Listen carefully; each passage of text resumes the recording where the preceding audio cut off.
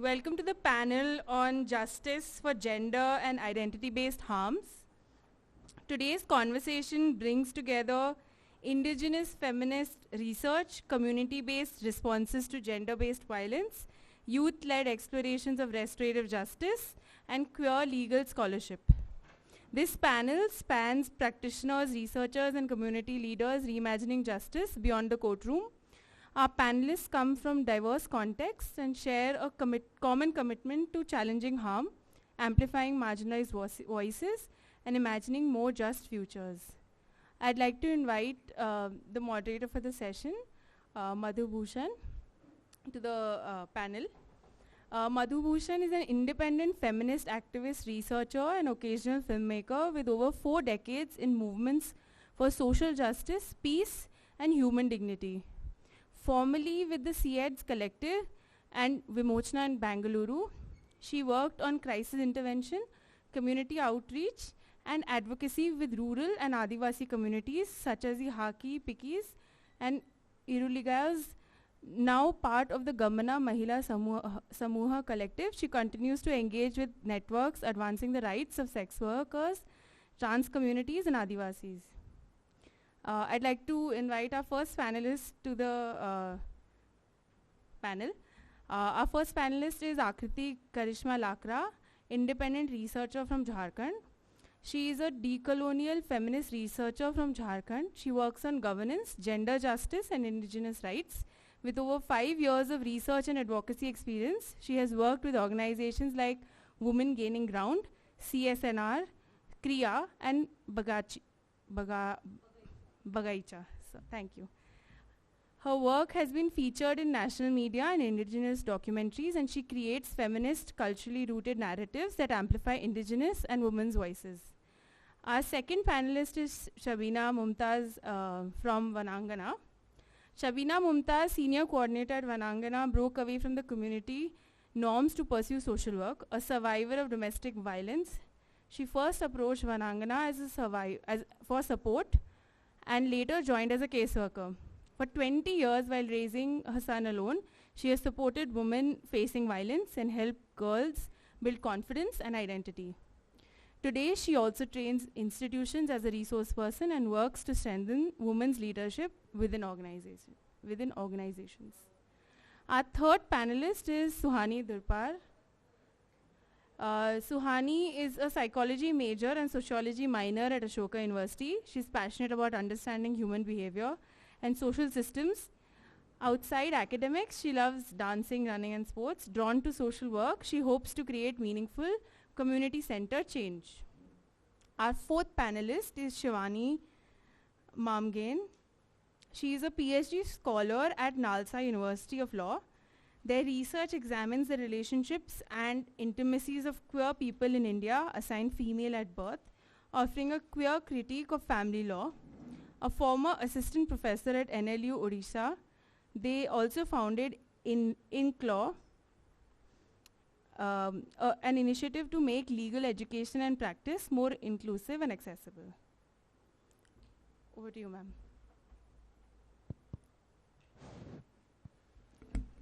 Good afternoon, everyone. Can you hear me?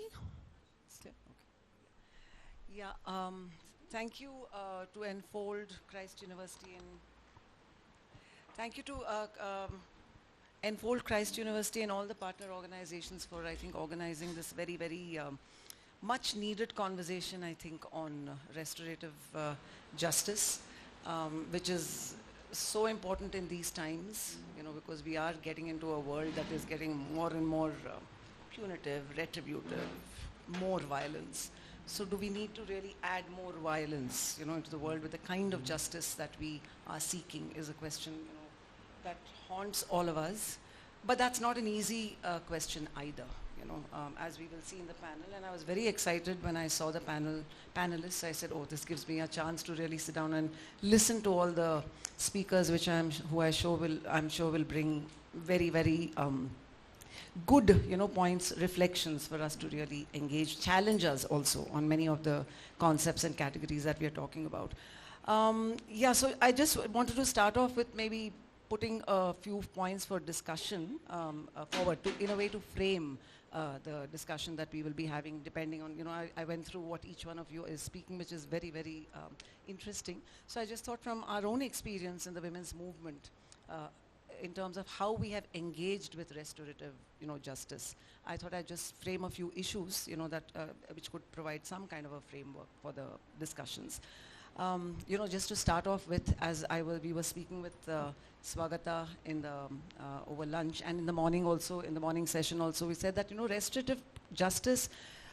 We've been working with issues of gender-based violence for the past 40 years.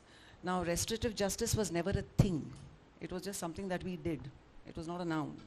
It was something that we did because we had no other choice. When women come to us, the survivor, as we say survivor-centric, we had no choice but to listen to her. And if we didn't listen to her, we didn't listen at our own peril. So it was as simple and, it was as simple as that. So from... Oh, you. Acha. I'll try because my Hindi is not great. I'll try. माफ़ कीजिए शबीना जी, मेरा हिंदी इतना अच्छा नहीं है. कोशिश करूँगी थोड़ा थोड़ा. मैं बोल रही थी कि जो हम मैं भी महिला संगठन से हूँ, जैसे आप हैं वनांगना से, तो हम 40 साल से वायलेंस अगेंस्ट वुमेन के साथ काम कर रहे हैं. तो हमें ये जो रेस्टोरेटिव जस्टिस के बारे में, मेरे को हिंदी का अनुवाद नहीं मालूम है, तो ये हम मतलब हमें नहीं मालूम था कि ये रेस्टोरेटिव जस्टिस है, पर हम जो 40 साल से करते आ रहे हैं, जब हम सुनते हैं सबको बात करने का, तो हमें लगता है हाँ, तो हम जो कर रहे थे वो भी रेस्टोरेटिव जस्टिस ही है. मतलब उसका जो प्रिंसिपल्स देखें तो वैसे ही होता है. और उदाहरण के लिए जैसे हम बोलते हैं कि सर्वाइवर सेंट्रिक होना चाहिए, वो हम तो करते ही हैं. हमारा तो काम ही है सर्वाइवर सेंट्रिक. हमारा कोई और चारा नहीं है. जब वो एक औरत आती है हमारे पास, हम तो पहले उसी की बात सुनते हैं ना. तो कैसे सुनना है वो हमारा चैलेंज है. तो एनीवे, तो मैं आज की जो चर्चा चल रहा है, मैं 2-3 पॉइंट्स सामने डालना चाहती हूँ, जो ईच वन, जो आज का प्रेजेंटेशन आप लोग जब बात करेंगे, शायद वो फ्रेमवर्क में will touch upon that framework.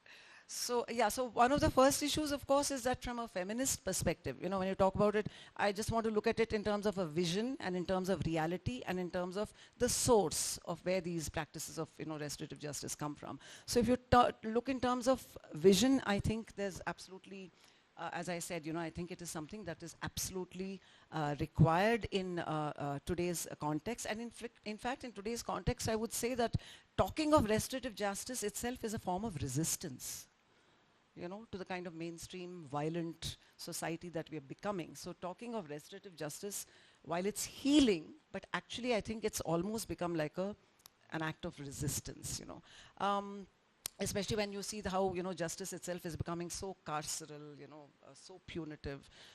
And you can take it from the house, from the personal realm to the public realm, to where you see increasing vigilantism, or you take it to the political realm, where you have, eye for an eye, one eye, I will take, for one eye, I'll take 20,000 eyes. So it's become that kind of a mathematics, of retribution. So I think, yes, from a feminist perspective, in a context where it's becoming more, it is definitely something that is very required.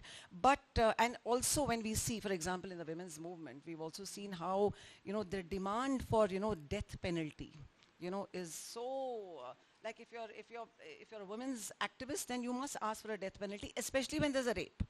Not when there's domestic violence, not when there's marital rape, no. But when there is a public act of sexual violence, and that too a woman from a privileged, community and a background, then you must demand for, if you're worth your salt as a women's rights activist, you should ask for death penalty. So that is the level to which it has, gone. So, and that is something that we have also, been kind of dealing with and resisting, to say that no, we don't want the death penalty. What we want is transformation. What we want is change. What we want is healing. So that's precisely what we've been saying. And so yes, so I think here is where we also must see that while yes, this is the vision, but I think we must also see that when we also see this whole thing of intersectionality coming in. Like I said, when it's a woman from a privileged class and community, then justice should be done. But when it's a woman from this thing, then you can have your reparative, restorative, whatever you want. In fact, you send her back to where she comes from. So those. So I think that is also something that we need to look at. So yes. And also, like even within the women's movement, like even women's groups, you have a lot of women. When we say survivor-centric, that's another challenge for us. When you say survivor-centric, and you have women, who say that we want, like we've been, for example, recently we've had a woman activist, whose daughter died in very, very brutal circumstances, young girl, and she wants nothing short of the death penalty for the boy. So how do you deal with that? How do you deal with that kind of, desire for a violence, for a form of justice that you think will heal you, but we don't know. So anyway, that's one. Second, I think second point I just want to bring to the center is that of this kind of contradiction, that we want this as a vision, but whether we're really able to achieve it, this kind of that shapes our fraught relationship with restorative justice, I think. Because even in our, everyday work with violence, another thing that we're constantly fighting is this whole thing of adjust madkoli. In Kannada. Sorry, Shabani ji, मैं तो पूरा का पूरा English बोल दिया मैंने. तो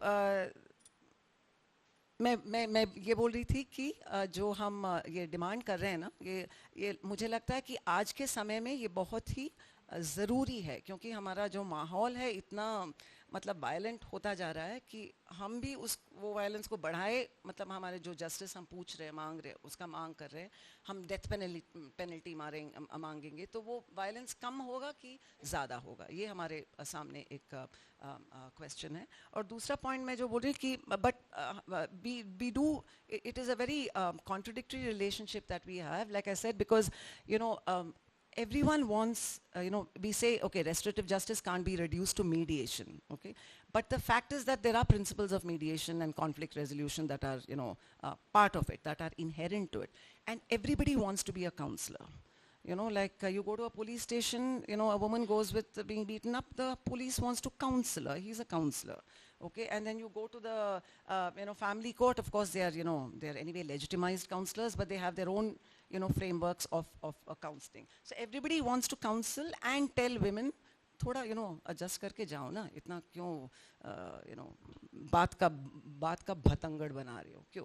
तो अब वापस जाओ, अच्छी तरह से रहो, ज़्यादा मत बात करो, so it's the same. So so the whole thing of rest, so that is, on the one hand we are questioning that, we are challenging that. And how are we challenging it? We're challenging it by saying that you follow the rule of law, okay? But not as if the rule of law always works for us, okay? So you're constantly caught between the devil and the deep blue sea, because it's not as if the system of law is any better for women. And that, I think, is something I'm sure the speakers will also talk about, the kind of attitudes that are there in the judiciary, the delays that are there, and how absolutely, forget survivor-centric. I don't think they even understand the meaning of the term. And I think that also in the earlier panel we had, discussion, we had people talking about that. So yeah, so this, so we have been kind of dealing with this contradiction as well. So how do we deal with that is something.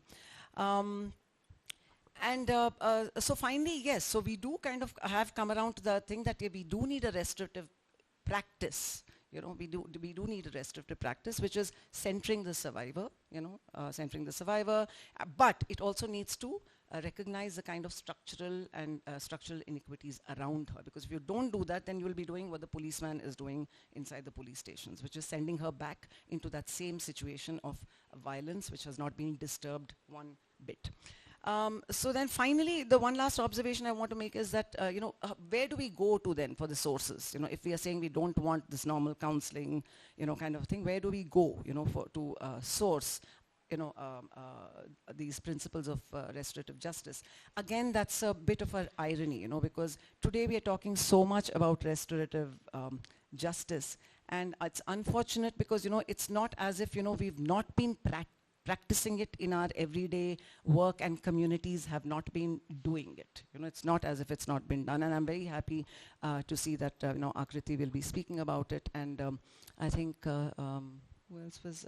Yes, of course, and Shibani, of course, will be speaking about it from the practice of a women's, rights organization. So one in the communities, how are these principles really anchored, in community practices of, healing and restoration, and also, but how are you kind of taking into consideration the kind of structure of patriarchy, intertwined with caste, class, and all of that when you're dealing with domestic violence, and hopefully Shibani will talk about that.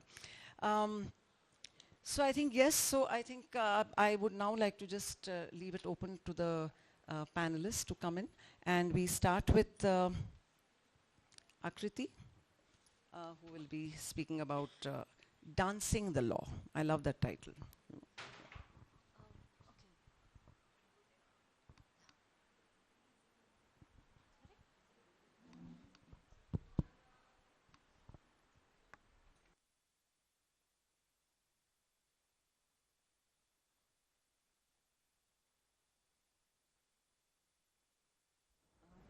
Johar, I'm Akriti Lakra.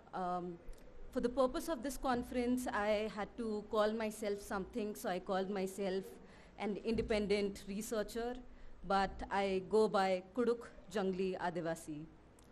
This is the topic of my paper, Dancing the Law, Murma Jatra, an Aboriginal Praxis of Conflict Transformation.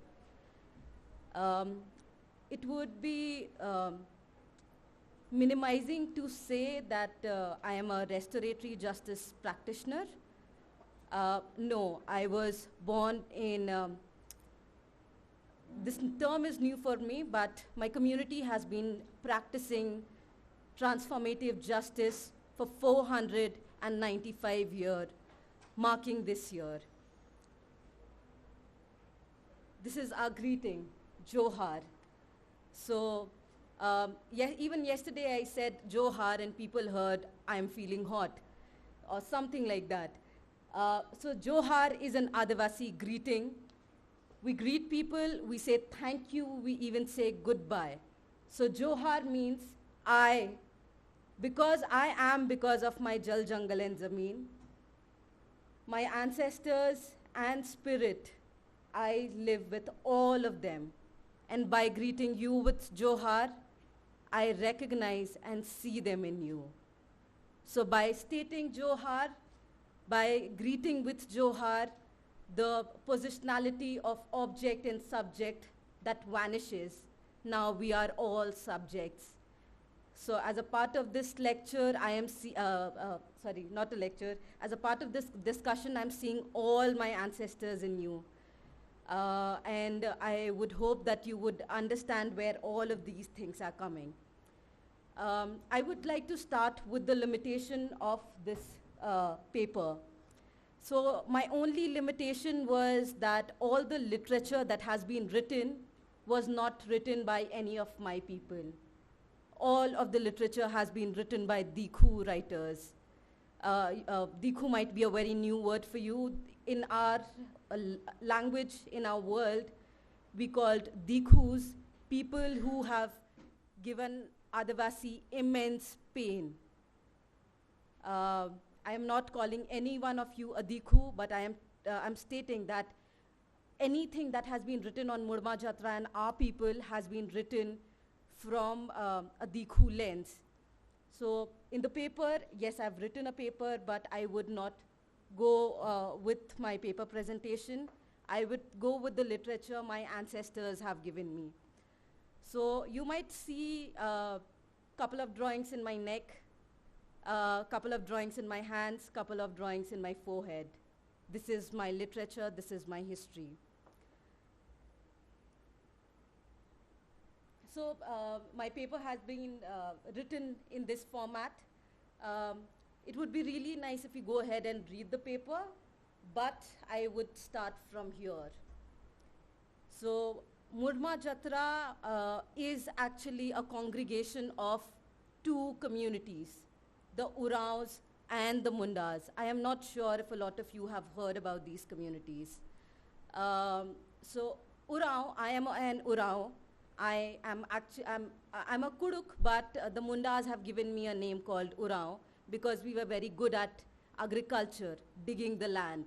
So in the Mundari, Ur means to dig. That's why they have given me the name Urao. But we prefer calling ourselves Kuduk. I'm pretty sure all of us have heard about the Harappan civilization. I come from the Harappan civilization. My people come from the Harappan civilization. From Harappa, we moved to the Rohtasgarh of Bihar. In Bihar, in 1530s, we were attacked by the Turk and Afghans. The women of our community got to know that we are being attacked, and we dressed up as men. We defeated the Turk and Afghan in 2 wars. I might also add, Punjabis failed to defend their land. A lot of the kingdoms that we call very strong, mainstream kingdoms, they failed to defend our land. But the Turk and Afghans, we defeated them in 2 wars, not the men, women and children of the community. I have 2 markers on the side which marks our winning. And the 3rd war, we were tricked. We were tricked while we were taking a bath, the Turk and Afghan attacked on us again. We lost the war. They raped, massacred a lot of our women and girls, and they branded us with these markers, the 3 markers. You have won 2 wars, but we defeated you. Sadly, we had to leave our fort in Rohtasgarh and move to the Chota Nagpur region, now Jharkhand. When we moved to Jharkhand, we came in contact with the Munda community. By Munda, you might have heard of Birsa Munda. You might have heard of Jaipal Singh Munda. If you have not heard of Jaipal Singh Munda, then you should read about Jaipal Singh Munda. He was the first person in the Constituent Assembly to talk about women's representation, equal representation. While people like Ambedkar disagreed, Jaipal Singh Munda fought for it. He has been erased from the history though. So when we interacted with the Munda, we were shocked what to do, how to do. An entire civilization has come to our land. How do we solve it? This is the Jatra Khuta. This is my Supreme Court. This is where Dharmesh and Singh Bonga resides together. Dharmesh is the supreme being of the Kuduks, and Singh Bonga is the supreme being of the Mundas. So we asked our ancestors, our great spirits, to come reside with us. So we see the circle here, that is the center, that is our circle, where our ancestors and our gods and our spirits, they reside. For 7 days and 7 nights, we danced, we had dialogue. In the words of Ram Dayal Munda, Dr. Ram Dayal Munda, Nachi se bachi. When Adivasis talk, it feels like we sing. When Adivasis walk, it feels like we dance. So we danced for 7 days and 7 nights.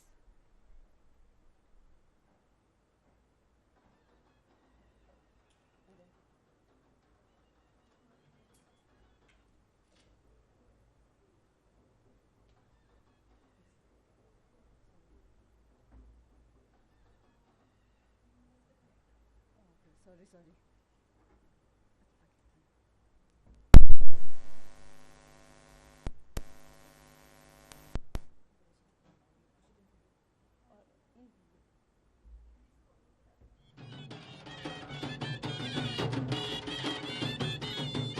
This is one of the sound of Jharkhand.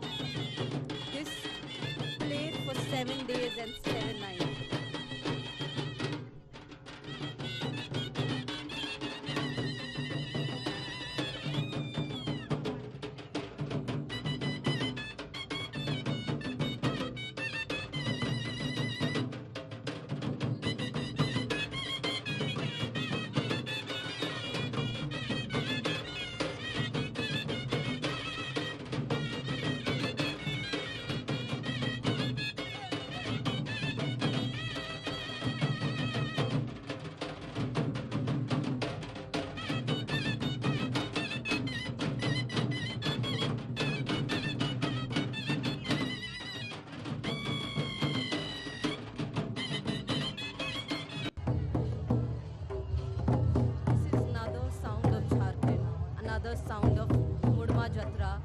another sound of the law.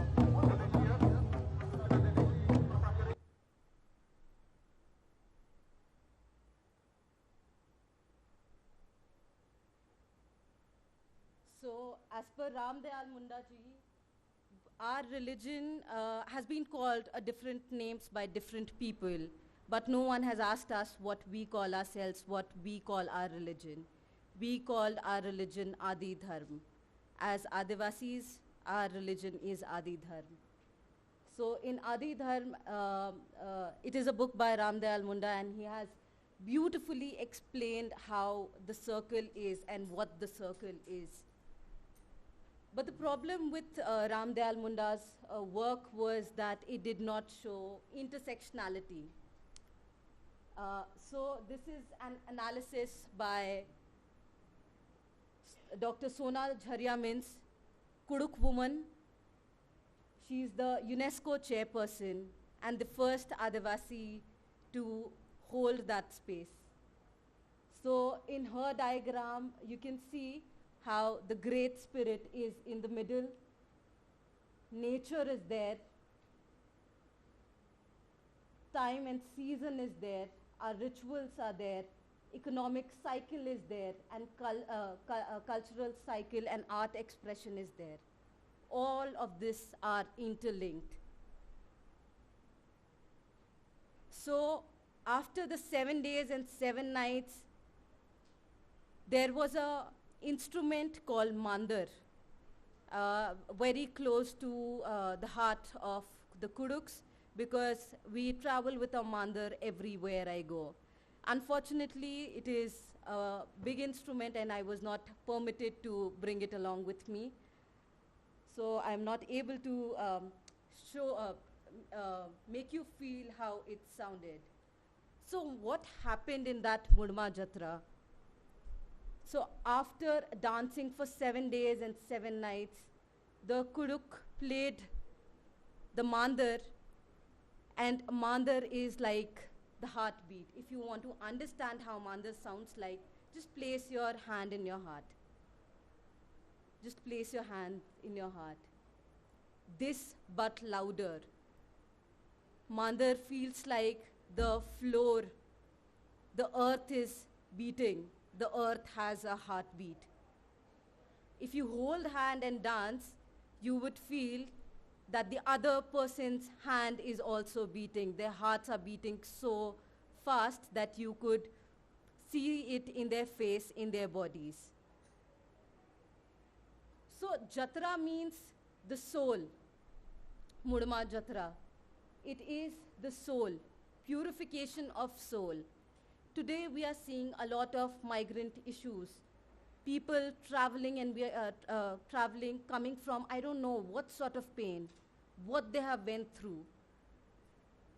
The Mundas saw us for our pain.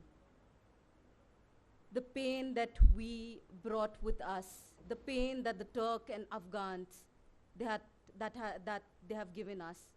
When we came to the Munda land, they saw all of our pain, all of our suffering. And they said, you are as human as I am. I understand and see your pain. And they decided to move further back to the forest. Ranchi, the capital of Jharkhand, they gave us Ranchi. They gave us Gumla, they gave us Simdega.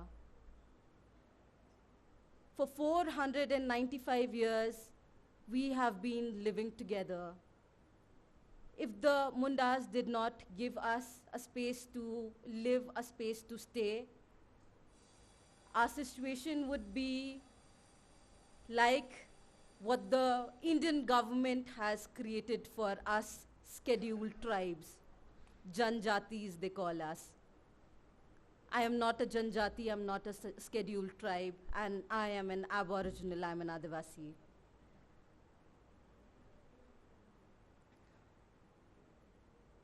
So it not only resolved the problem, the conflict of this one entire community moving to this one entire place, there was no bloodshed. I don't know in how many of your history you can claim that no blood was spilled. I come from a community of non-violence. I come from a casteless society. And that is what transformative justice is. Till date, if you speak of the Mundas, you will speak of the Oraons, because now our identity is intertwined, interlinked.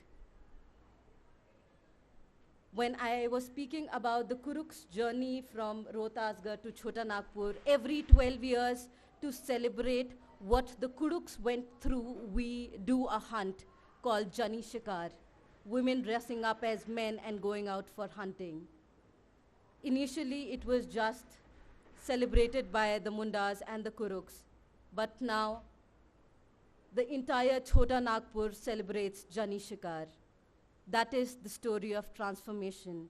That is what in my community we call justice. Thank you.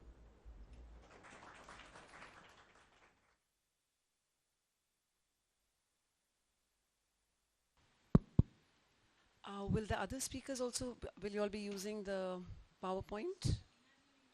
Acha.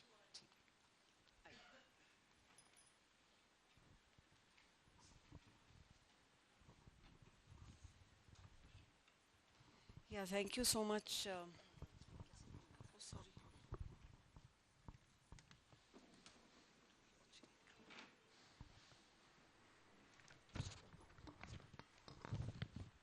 Thank you, Akriti, for that very, very moving, moving presentation. And I'm sure we've just grasped maybe 1/100th of what you want to share. And I hope we'll have a longer and deeper discussion, because there's much to understand in what you said. And I think you've really just skimmed the surface in the little time that you had. So thank you for that.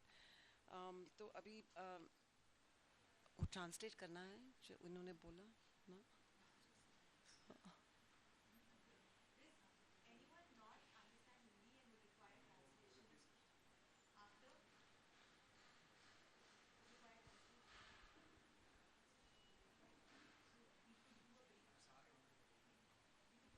Small thing, okay. I'll try. Okay. Okay. Asha, Shabina ji, now the floor is yours. बात कीजिए.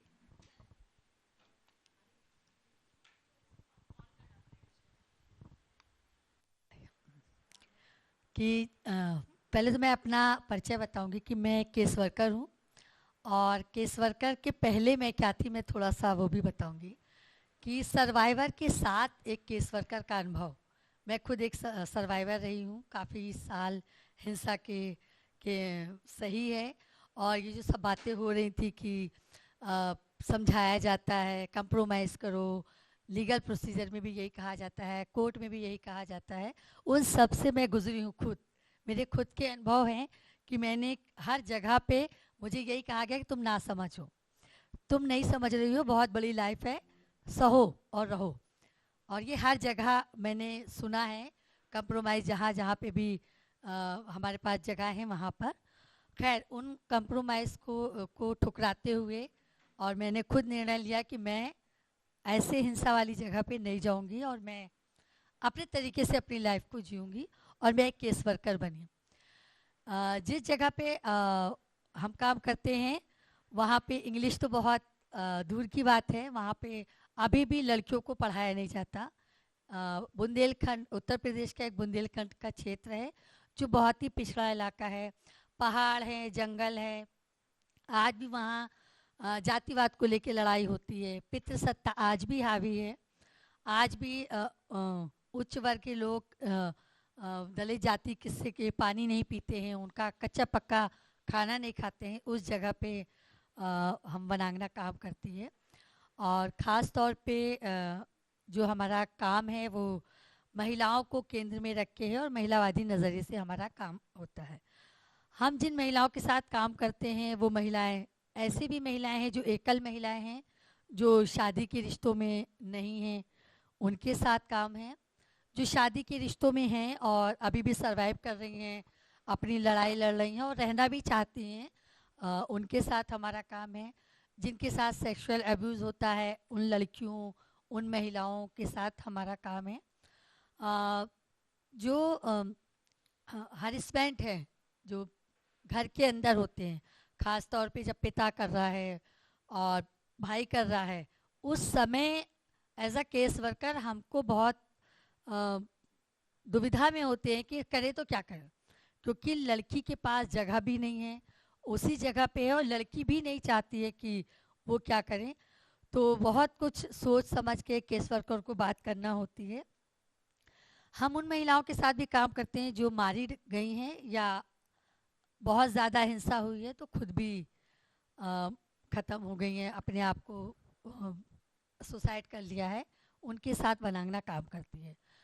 जब एक महिला को हम आती है हमारे पास, तो उसको बहुत देखना पड़ता है, तोलना पड़ता है। हम बहुत केस वर्क में सोचते हैं कि आपका निर्णय जो आप कह रहे हो वो भी ठीक है, लेकिन आप आगे क्या चाहते हो उसको भी हमें आगे पीछे, तो एक केस वर्क में बहुत काम करना पड़ता है। अगर महिला अकेले है तो हमें मायके भी वालों मैं, क्योंकि हम जिस जगह काम करते हैं वहाँ, अब शायद हर जगह होगा, अभी भी लड़कियों को, कुंवारी लड़कियों को तो रख लेंगे, लेकिन शादी के बाद रखने का झमेला कोई नहीं चाहता। सब चाहते हैं लड़की को शादी कर दिया, आप वहीं पे एडजस्ट करो जैसे भी करना है। तो मायके को भी समझाना, लड़की अगर चाहती है कि महिला चाह रही है कि मुझे ससुराल जाना है, तो ससुराल पक्ष को बताना, समझाना, वहाँ पर उसकी सुरक्षा भी देखना कि वो वाकई में वहाँ सुरक्षित रहेगी या नहीं। तो ये सब चीज़ों में बहुत समय जाता है। हमें याद है एक एक केस में 6-6, 7-7 साल भी हमारे गए हैं, जिस पे हम महिला बार बार लौट के आई है। हमने भेजा है, फिर वो गई, उसने निर्णय लिया कि अच्छा मैं थोड़े दिन मायके रहूँगी, फिर वो परेशान हुई, फिर वो ससुराल चली गई, क्योंकि मायके में भी हिंसाएँ हैं, वहाँ पर भी एक अलग तरीके की हिंसाएँ होती हैं।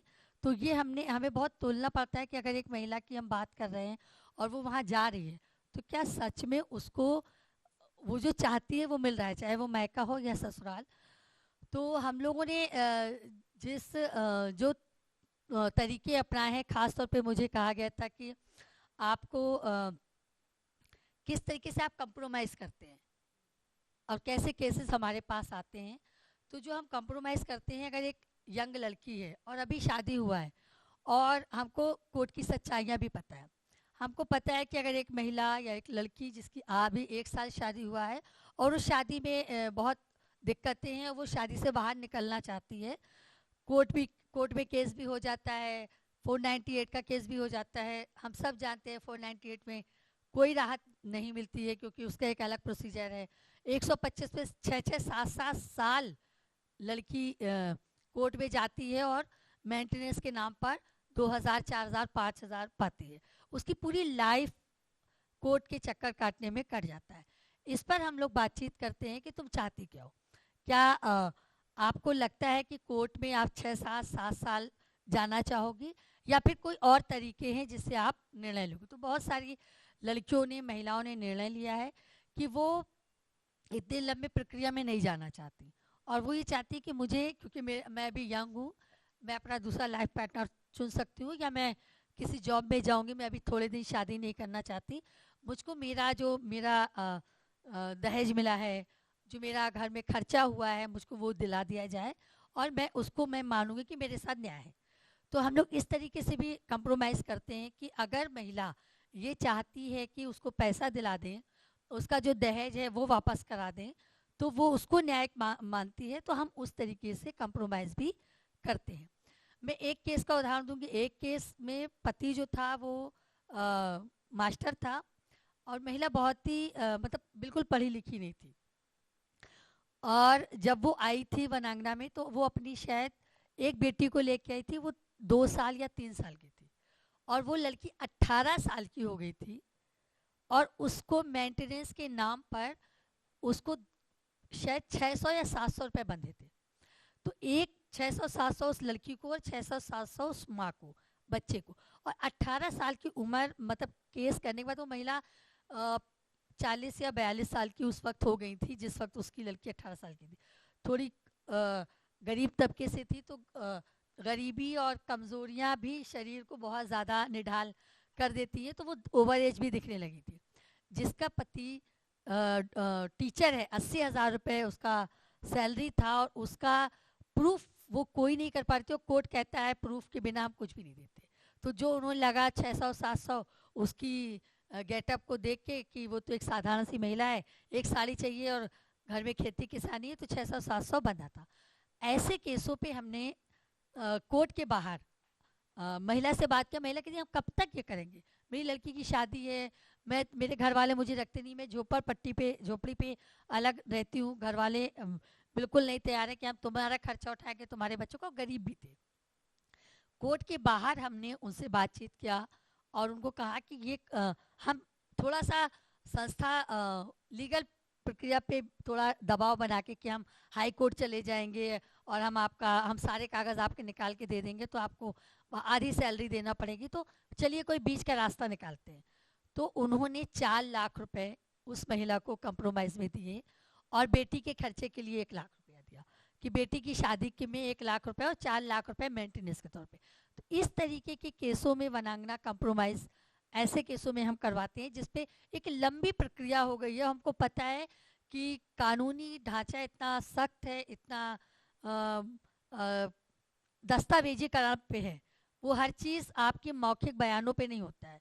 उसके पास रिकॉर्ड होगा तो वो आपको जल्दी रियायत दे देगा, नहीं होगा तो सालों साल चलता है। और एक महिला जो मजदूरी करती है और उसको उस दिन की दिहाड़ी छोड़ना पड़ती है, और जानिए कि अगर वो अपनी दिहाड़ी छोड़ देगी तो शाम को उसके घर में फाका है, वो खाना नहीं खाएगी। ऐसी स्थिति में वनांगना इस तरीके से कंप्रोमाइज़ करने की एक कोशिश करती है। मैंने कहा जैसे बच्चियां जो हैं उनके पिता उनके साथ अब्यूज़ कर रहे हैं और वो लड़कियां बाहर भी निकलना चाहती, तो ऐसे केसों में लड़की उस घर पे भी नहीं रहना चाहती क्योंकि वहाँ कोई है नहीं, पिता ही जालिम है और माँ मर चुकी है, बहन की शादी हुआ है, बहनोई के घर भेजा गया तो वो भी उसको इस्तेमाल करने लगा। तो समझ में नहीं आता कि इस तरीके के केसों में करें तो क्या करें। तो फिर उस लड़की को उससे बात किया गया कि केस करना चाहती हूँ। केस तो वो नहीं करना चाहती थी क्योंकि उसको अपना था कि मैं वहाँ पर जाऊँगी तो मेरा एक पूरा ज़िंदगी भर का मेरा कि मेरे बाप ऐसा करते हैं, लेकिन मैं एक सुरक्षित स्थान चाहती हूँ जहाँ मैं पढ़ सकूँ, मैं अपनी पहचान बना सकूँ और वहाँ मैं जाऊँ। तो ऐसे केसों में फिर हम लोगों का सपोर्ट लेते हैं, संस्थाओं का सपोर्ट लेते हैं और उस लड़की को हमने उठाकर कस्तूरबा में डाला जहाँ पे लड़की रह सकती हैं और उसकी 8 तक की पढ़ाई हमने पूरी करवाई और वो अब 9th में गई है और वो मानती है कि मैं इसको जस्टिस मान रही हूँ कि मेरे साथ वो तो नहीं हो रहा जो मेरे साथ हर रात होता था, जो मुझे हर रात इस्तेमाल किया जाता था। मैं पिता पे भी कुछ नहीं करूँगी, बस मैं अपनी पहचान के साथ मैं आगे बढ़ना चाहूँगी। तो वो हमने किया है। ऐसी महिलाएं जो महिलाएं जेल के अंदर हैं, जिनको कोई भी नहीं चाहता कि जो महिलाएं चली गई, खास तौर पे ऐसी महिला जिसने अपने ही बच्चों को मारा हो। अब वो मारने का क्या कारण था, उसके बहुत सारे कारण हो सकते हैं। एक केस से बताऊंगी, एक महिला थी जिसके 3 बच्चे थे, इतनी ज़्यादा प्रताड़ना थी कि उसने अपने बच्चों के साथ कुएं में कूद गई और कुएं में तो कूदी लेकिन बच्चे उसके तीनों ख़त्म हो गए और वो बच गई। अब ऐसी महिला जब बच गई उसके बाद उस पर हत्यारेन और बाज और मतलब दुनिया की जो चीज़ें थी उसको कहा गया और उसकी कोई भी पैरवी नहीं करने वाला था। ऐसे केसों पे वनांगना 10 साल 15 साल केस पे पैरवी करती है और उस महिला को निकालना, फिर उस महिला को स्थापित कराना, उसके लिए एक ऐसी जगह देना जहाँ वो रह पाए, क्योंकि ऐसी महिलाओं को तो कोई भी नहीं रखता, पूरा समाज उसको बाइकआउट कर देता है। तो वनांगना इस तरीके से अलग अलग तरीक़ों से महिलाओं के साथ काम करती है। और मेरा शायद समाप्त हो गया समय भी, तो क्या था। शुक्रिया। अब बात करते भी रहे तो सुन सकते हैं नहीं पर कुछ और है तो कहिए। हाँ, इसमें मैं बस खाली एक चीज़ की, जब जो महिलाएं एकल होती हैं तो हम उनका फ़ायदा भी देखते हैं, क्योंकि कभी कभी महिला मैके में नहीं रहना चाहती है, ससुराल में नहीं रहना चाहती है और हम बेचारी मतलब ये भी नहीं चाहते कि बेचारी के रूप में वो माँ बाप के साथ रहे, तो वो अकेले भी कैसे रह सकती है, उसके लिए हम रणनीतियाँ अपनाते हैं। हम उनको अलग अलग जगह भेज देते हैं जहाँ पे वो खुद अपने काम करके अपने कुछ स्रोत अपने लिए पैसा इकट्ठा करें, अपने बच्चों को पढ़ाएं, या एक छोटी सी दुकान करवा देना जिससे वो महिलाएं अपना खर्च चला सकती हैं। इस तरीके से, क्योंकि महिला निर्णय लेती है कि मुझे पता है कि मैं मायके जा रही हूँ या ससुराल, दोनों जगह ही कहीं ना कहीं मुझे दब के रहना है। एक जगह बहुत ज़्यादा हिंसा है, एक जगह मुझे हिंसा नहीं है लेकिन मुझे बेचारी बन के रहना है, तो फ़ायदा अगर मैंने अपने हक और अधिकार की बात की तो वहाँ से भी मैं निकाल दी जाऊंगी। ऐसे में अपनी पहचान के साथ उस महिला को कैसे हम स्थापित कराते हैं, वो हमने बताया कि 2-4 चीज़ें हैं जो हम करवाते हैं। Thank you. शुक्रिया। आपका जो था समझौता और राजीनामा के बारे में बात करना था ना, आपने बहुत अच्छी तरह से वो कैप्चर किया। Translation, you want to just do a oh, okay, you did. Okay. Nobody else needs, right? Okay. Fine. Good, efficient. Yes. Okay, so then we have, you will go next, Suhani? Sonia. So Suhani will talk to us, will present a paper on Beyond the Courtroom, Exploring Restorative Paths for Gender-Based Violence in India.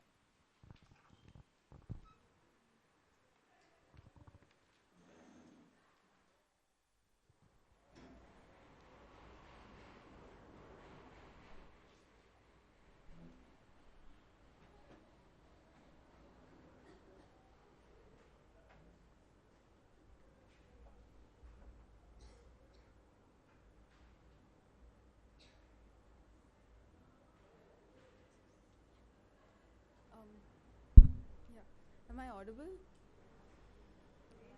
Am I audible now? Okay. Hello everyone. I'll be presenting on just exploring restorative paths in gender-based violence in India. And I feel like all of you here are very experienced, so I don't know how helpful or needed this is, but here we are anyway. So gender-based violence is essentially described by the UN as something which is physical, sexual, and psychological. But that definition does not always fit in the Indian context because there are the various forms of gender-based violence. Just to talk a little bit about the scale of gender-based violence, that the crime rate in India is 66.4%. And this is just the reported crimes. There are a lot of unreported crimes as well. So the condition is not good, and there are a lot of various crimes which are also just so normalized that they're not even included in abuse as such. Also, gender-based violence is not just violence that affects women or other gender identities. It is violence that occurs because someone is a woman or because someone does not conform to the expected gender roles.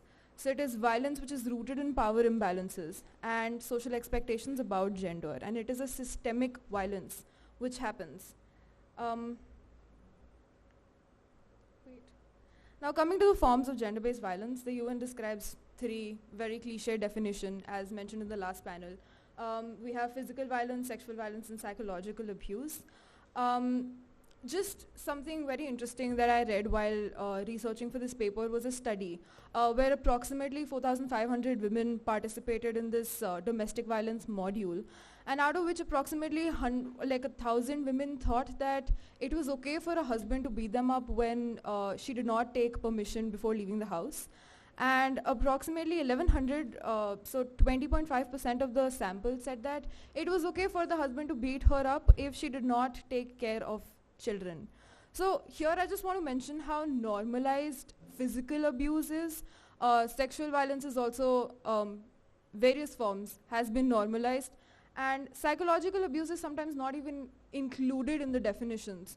And because how do you assess psychological abuse? Because it's manipulation, it's coercion, it's control of reproductive rights, it's also control of where the person is going, how they're talking, what they're eating.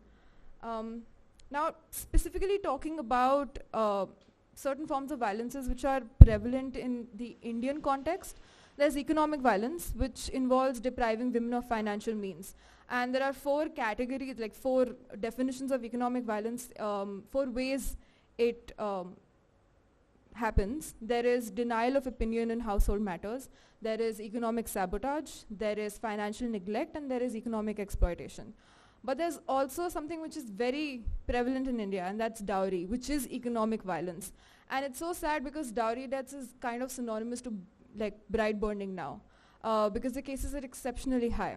Another thing which is really common and prevalent in India is caste-based violence.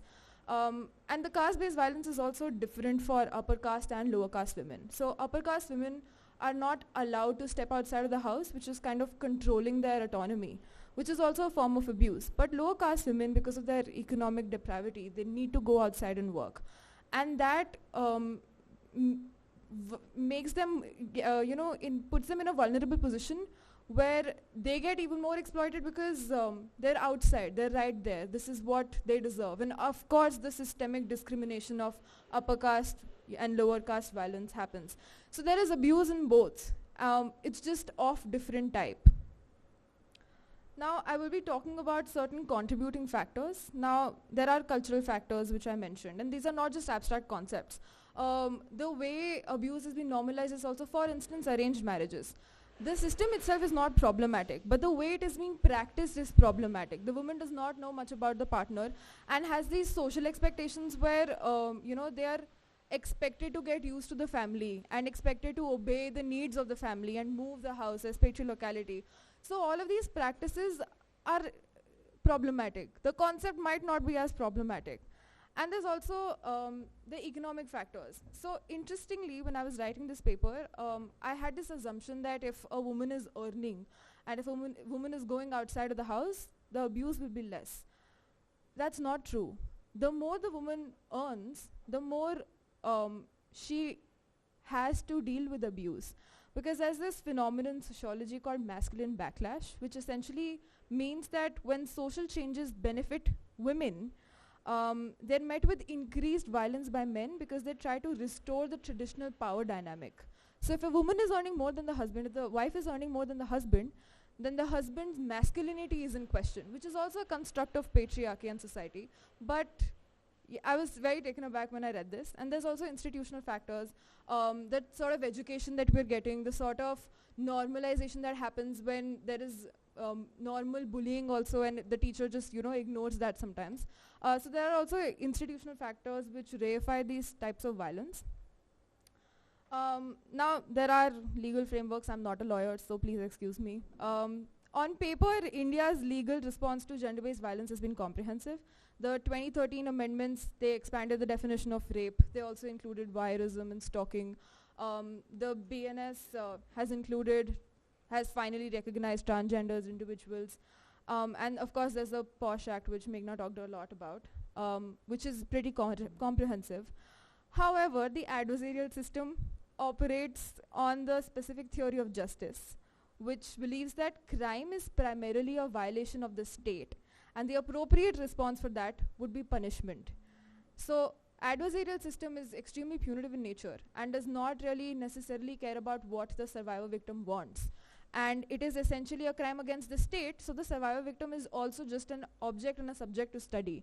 And because of that, there are a lot of re-traumatization that happens, the questioning that happens, the way the entire procedure is structured, where the burden of proof falls on the victim and not the perpetrator. So these adversarial process, they systematically also undermine the goals of the survivor victim, which is limited, which is ending abuse and rebuilding their lives and just holding the perpetrator accountable. Also, the one-size-fits-all approach is particularly problematic, where if a crime is given, the punishment for that is given, and that is exactly what is going to happen regardless of the context of what the survivor is doing and what the survivor wants, or where the perpetrator is also coming from. There's also the mandatory minimum sentence, which is a problem. So now we come to the restorative justice framework, which essentially represents a fundamental shift where we, about how we think about crime and justice, where like the traditional criminal justice asks what laws have been broken, who is responsible for the crime and what punishment do they deserve. And restorative justice asks who has been hurt and what do the survivors need for healing, and whose responsibility is, who's responsible and who are the stakeholders in this conversation.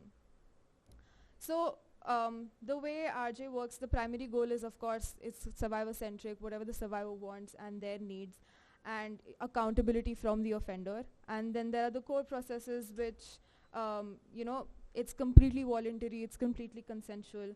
And there are, of course, safety protocols also. These are just the normal, the way restorative justice usually works. There's also, so coming to the specificities of how restorative justice would work in gender-based violence cases, in other nations it works, they have a screening process where they have a very detailed criteria of what are the cases they will take up and what are the cases they won't. So if the perpetrator is not even ready to accept, it won't be accepted. If the harm is too much, if both the parties are extremely emotionally volatile, it won't be accepted. And then there's the preparation phase where all the conversations are prepared. There are multiple conversations with both the parties about their goals and needs from what they want from the conference. And then there's, of course, the facilitation that happens, the conversation that happens. Now I will talk about the international restorative justice. So restorative justice is very nascent in India at the moment, especially when it comes to gender-based violence. But we have actually two countries, Nepal not so much, but they're also trying. We have two countries which are really, have done really well. Number one is Project Restore in New Zealand. They've been working on it from 2000s, and they've got really good response. How it works is, it is specifically for sexual violence cases. And how it works is, they have a facilitator who is not only trauma-informed, they're also trained in understanding sexual violence, so they're trained in understanding power dynamics. And the conversation happens, and they also have a clinical psychologist on board with them. So in case of any emergency, there's always someone to call. It's also very much based on community and how the community responds to it.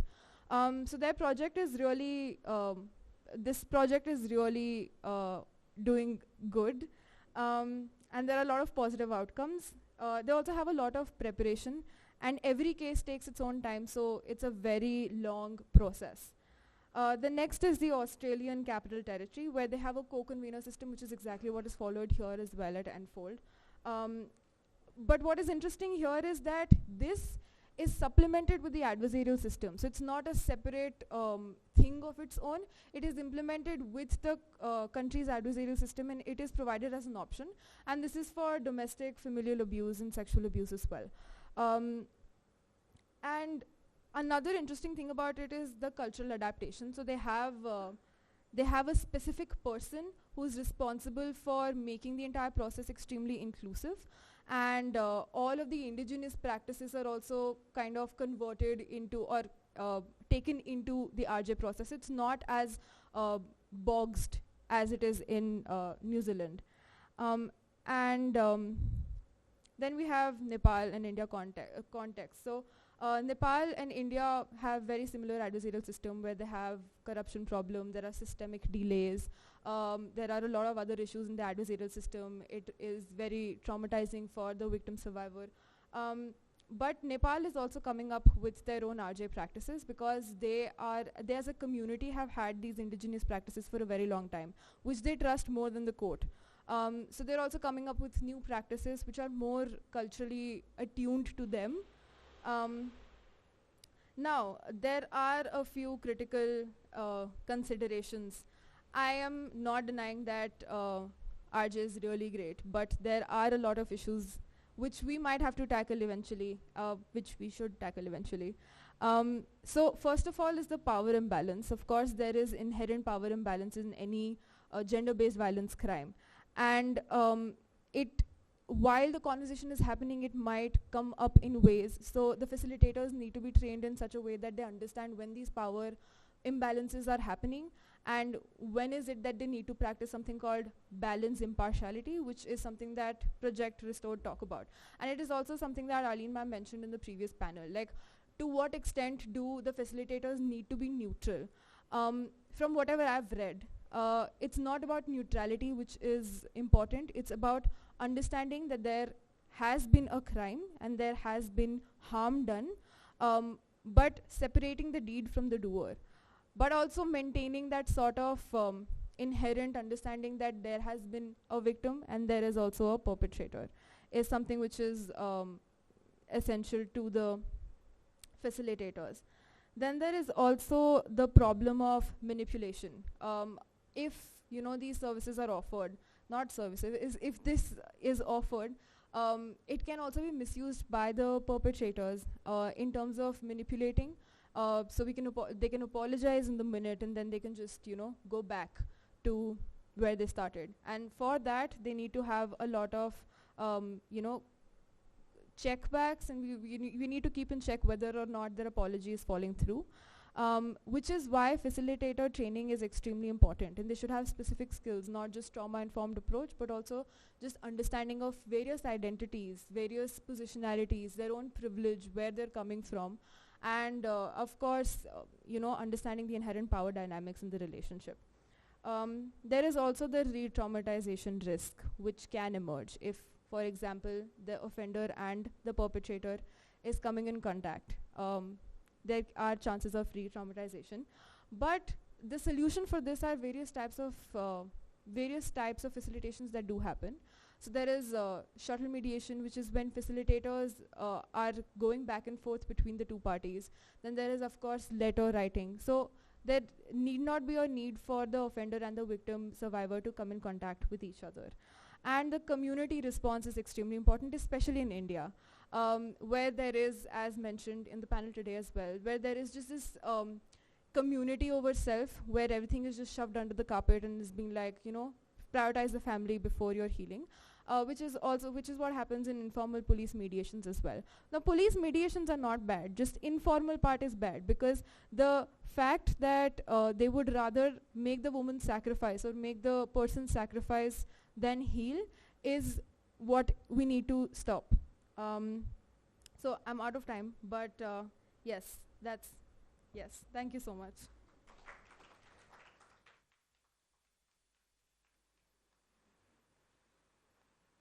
Keeping such perfect time. Who is, somebody is waving? Okay. Okay.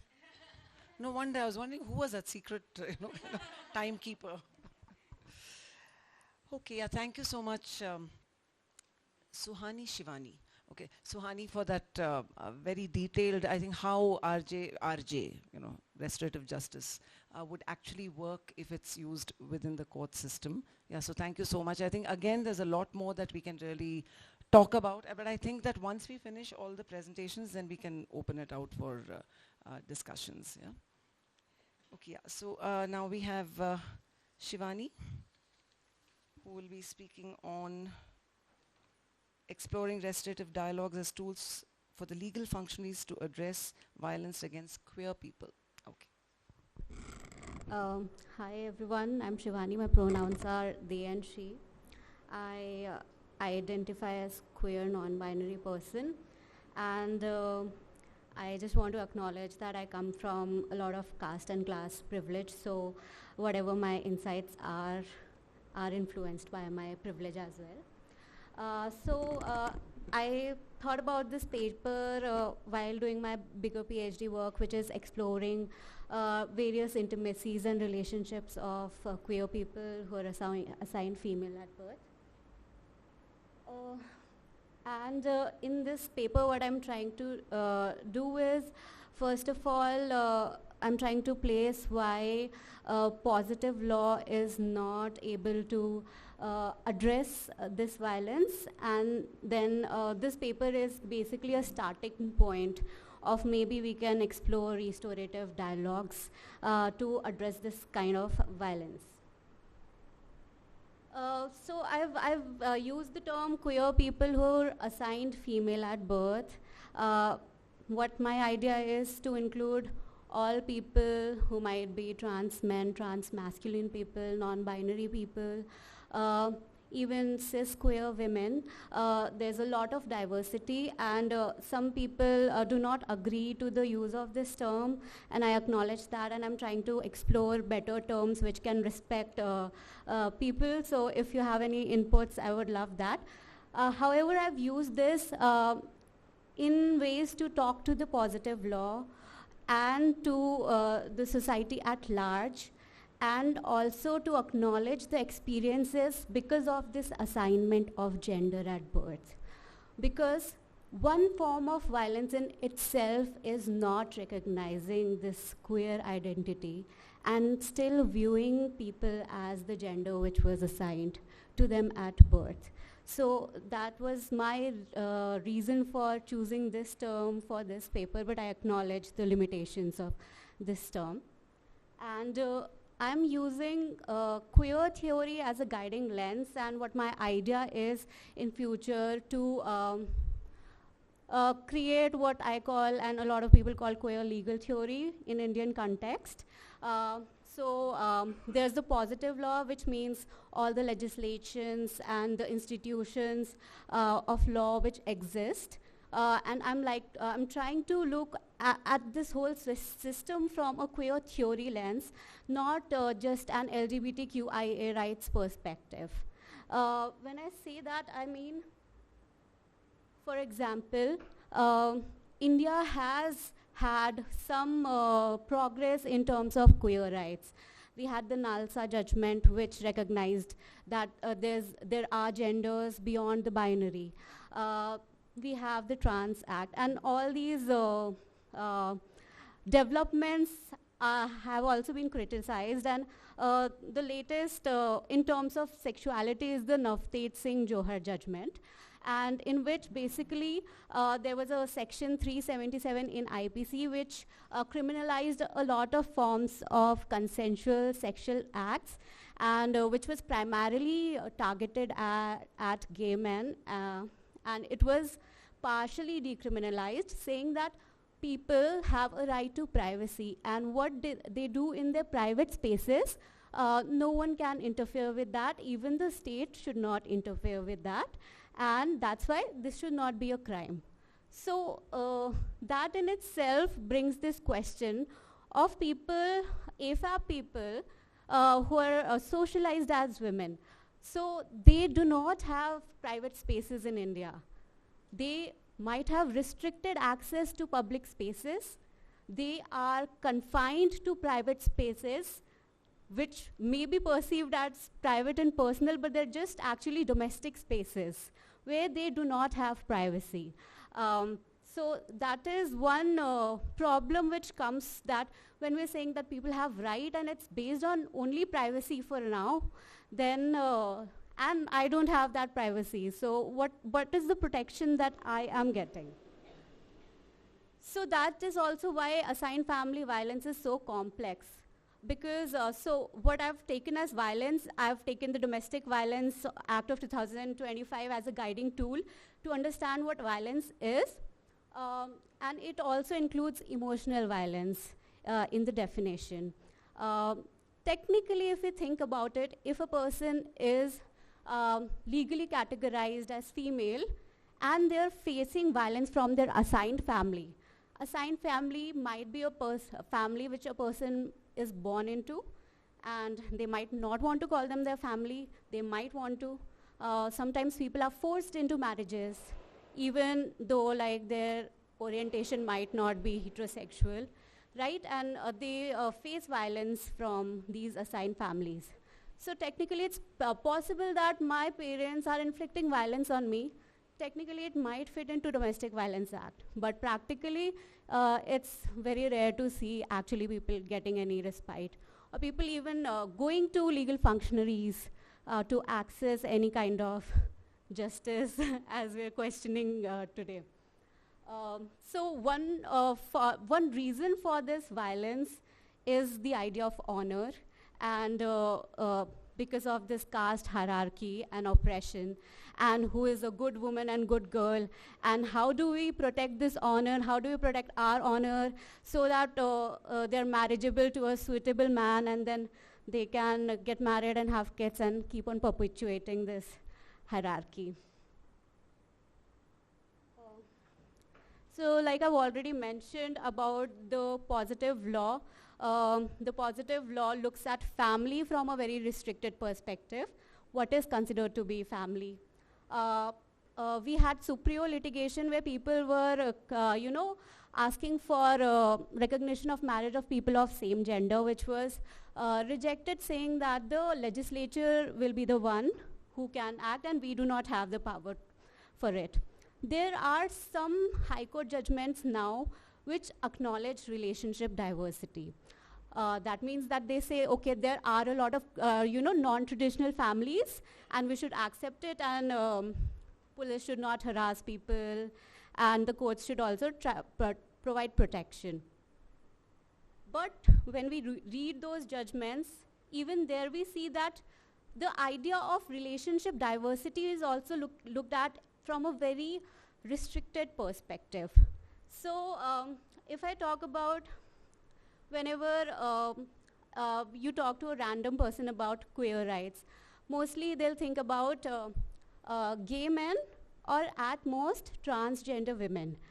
And when I used to tell people that my research is about queer people and their chosen families, as I was calling it then, so they would mostly think of like hijra communities and kinner communities, and that's the extent of the imagination of the law, of the functionaries of the law, and the society at large.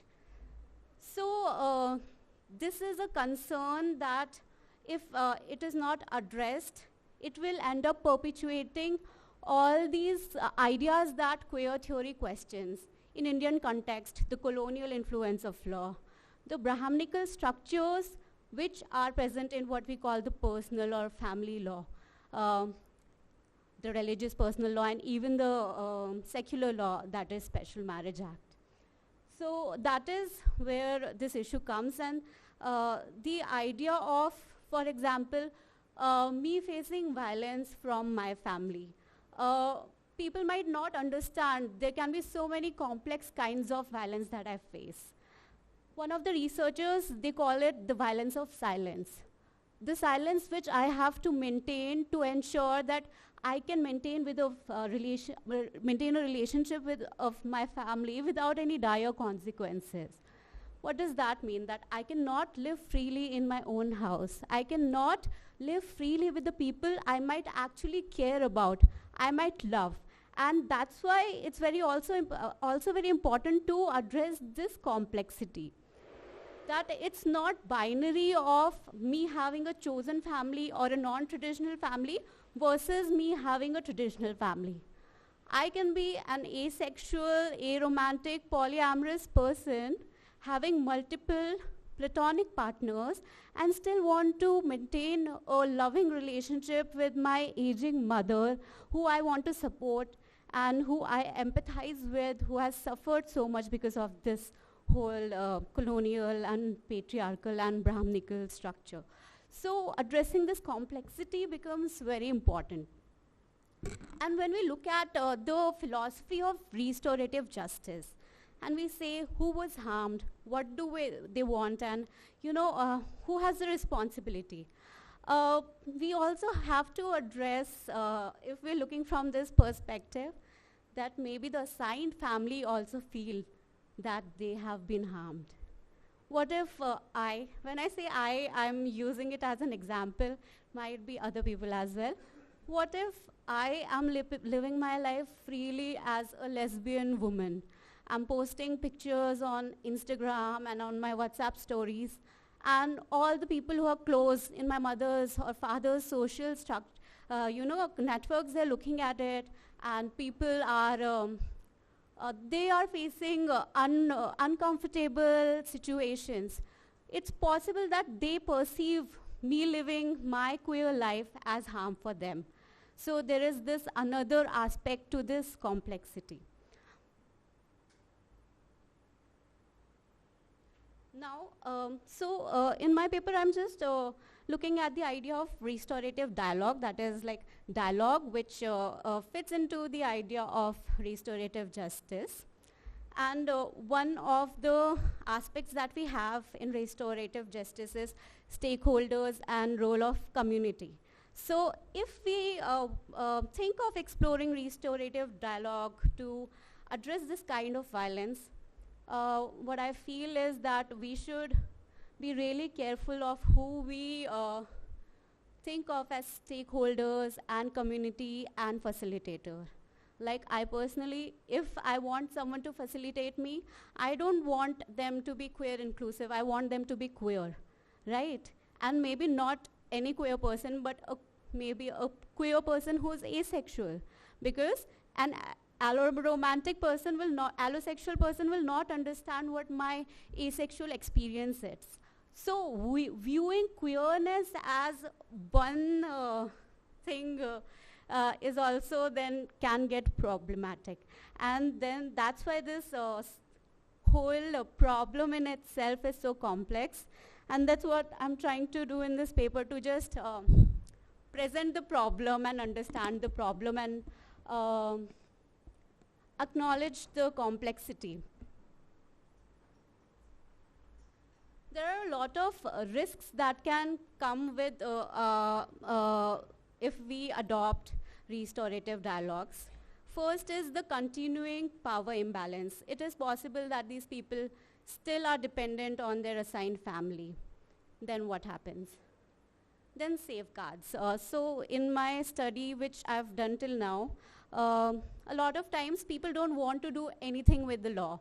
They say, I don't want anything from the law. I don't want any rights.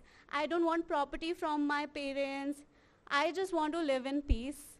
I just want a safe domestic space. But sometimes, I forgot to mention it earlier. So sometimes people are forced to face the legal institution. A very common way how this happens in India, and it's very common in intercaste marriages and love as well, that the parents file a habeas corpus petition, which is to say, which is to stop a person from illegally detaining a person. So what they say is that this ex-person kidnapped my daughter and took them. Now can you please bring my daughter, and I can have the person of my daughter and I can see them. So a person who was facing violence, the law is not helping them. The positive law is in fact contributing to further this violence, because the structure of law, the positive law, is such. So a lot of times, and that's why my idea also includes incorporating this in legal institutions and functionaries, because regardless of the alternative justice mechanisms, sometimes it's inevitable to touch these institutions, legal institutions. And we say that the person who is harmed should have this option of withdrawing whenever they can. So it's important to ensure that this option is so free that there are no negative consequences. They do have a safe space where they can go back to. They have a place to live. They have a place where they can sustain, maybe continue their education.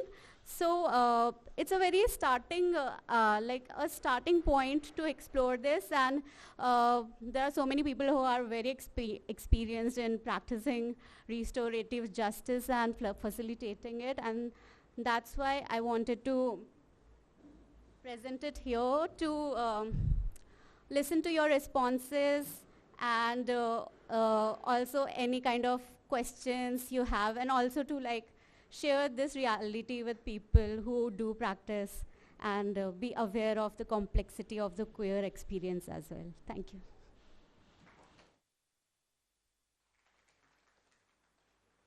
Thank you so much, Shivani. I think we can all come back there.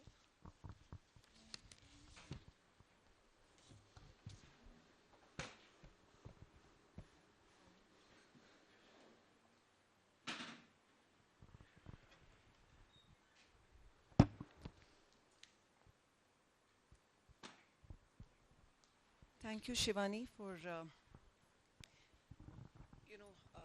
what we are trying to do is really complicate the problem, right?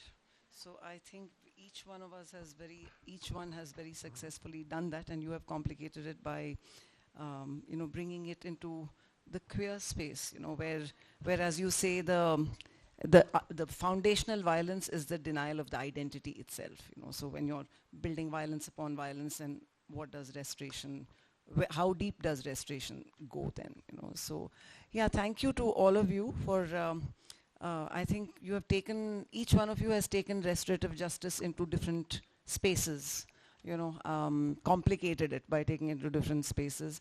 You know, Akriti, you took it into a collective cultural space.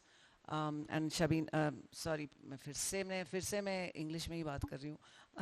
And मैं बोल रही थी कि ये restorative justice जो है, हम इसको हम समझना चाह रहे हैं ना कि हम कैसे करते हैं. कोई इसको restorative justice बोलता है, उसको वो डिफाइन करता है, पर कोई वो डिफाइन नहीं करते, पर हम वो प्रैक्टिस करते हैं, जैसे कि आप कर रहे हैं.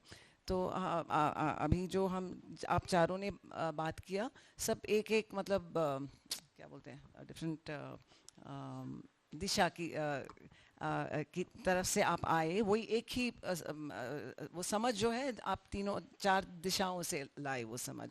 तो इन्होंने एक जो है सामूहिक जो एक कल्चरल आइडेंटिटी है, वहाँ पे रेस्ट्रिक्टिव जस्टिस का क्या मायना रखता है, वो कैसे देख सकते हैं, वो कैसे समझ सकते हैं, वो रोज़मर्रा के जीवन में कैसे आता है, वो समझ लाए. आप जो समझ लाए, आप जो महिला संस्था है, जो औरतों के साथ काम करते हैं, जो हर घर में, मतलब रेस्टोरेटिव जस्टिस जो है हर घर में कैसे दिखता है, वो हम क्या कर पा सकते हैं कि नहीं. और जो and Suhani, sorry, like who, she was telling us we are MAS, right? So we're all MASSS. So yeah, Suhani. So Suhani ne court, matlab court, like she spoke about restorative justice within the court system. You know, can it really? How compatible it is, how incompatible is it, what are the and I think it was particularly interesting when you brought in like how it's been practiced in different countries, you know. So I think that was also an important insight that you brought in. मतलब वो Australia में और New Zealand में और नेपाल में कैसे ये restorative justice का कैसे कोर्ट के अंदर भी कैसे वो प्रैक्टिस कर रहे हैं, उसका थोड़ा उन्होंने समझ लाया. And of course finally Shivani जी ने क्वेयर मतलब हिंदी में क्या बोलते हैं, क्वेयर, अच्छा समझ गए. तो वहाँ पे कैसे दिखता है, मतलब रेस्टोरेटिव जहाँ पे वो आइडेंटिटी का ही वो हम मतलब एक्सेप्ट नहीं करते हैं, तो फिर वो ही एक इतना बड़ा वायलेंस है, तो उसके ऊपर कितना वायलेंस होगा, उसका हम कैसे रेस्टोरेशन कर सकते हैं, रेस्टोरेटिव जस्टिस कैसे ला सकते हैं. So with my very bad Hindi, I am just trying to sum up. But yeah, I think we have about half an hour, little less than half an hour for an open house discussion. So now I think the floor is open. Yeah.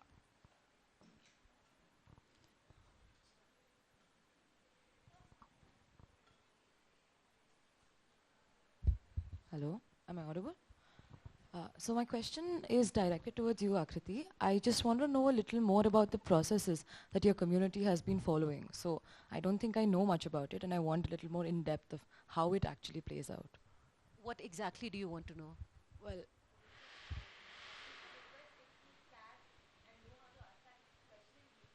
Yeah. हाँ हाँ. उनका सवाल था कि आपके practices क्या है, तो हम पूछ रहे क्या practice. आपने कर दी ट्रांसलेट, ठीक है. तो मुझे बस इतना ही जानना था कि मेरा नॉलेज ऑन दिस बहुत ही कम है. मुझे जानना है कि डू यू फॉलो ऐसा अप्रोच जहाँ पे विक्टिम अक्यूज्ड करके डेजिग्नेट करते हैं कि वो सेम जगह पे बात करते हैं. क्राइम का कॉन्सेप्ट क्या होता है? हमारे यहाँ क्राइम का कॉन्सेप्ट नहीं है. We don't have words for sexual violence, gender based violence. We don't have words for violence. I come from that community. I come from a casteist community. So जो हिंदू वर्ना system है उसमें भी हम नहीं आते हैं. हमें अनटचेबल्स बोला जाता है हिंदू वर्ना सिस्टम में, और हम शुरू से जो सिविलाइज्ड सोसाइटी है हम उससे दूर ही रहे हैं. हमारा में जो क्राइम का कॉन्सेप्ट है वो था नहीं. जब अगर गलती भी होती है तो हम बातचीत करने में विश्वास रखते हैं. तो जो मैंने जतरा खूटा दिखाया था, we ask our ancestors, all the spirits, जल जंगल ज़मीन के स्पिरिट्स को बुलाते हैं, पूर्वज को बुलाते हैं, और हम लोग चर्चा करते हैं. वो चर्चा 1 दिन चलता है, 2 दिन चलता है, 3 दिन चलता है. इस केस में 495 years पहले 7 दिन और 7 रात चला था. और हम लोग जब चर्चा करते हैं तो हमारा चर्चा इस तरीके का चर्चा नहीं रहता है. वो गाना बजाना खाना सबके साथ रहता है, क्योंकि ये हमारा प्रतिदिन का जीवन से अलग नहीं है. यही मेरा जीवन है. This is not a practice that I occasionally do. This is a lifestyle that we live by.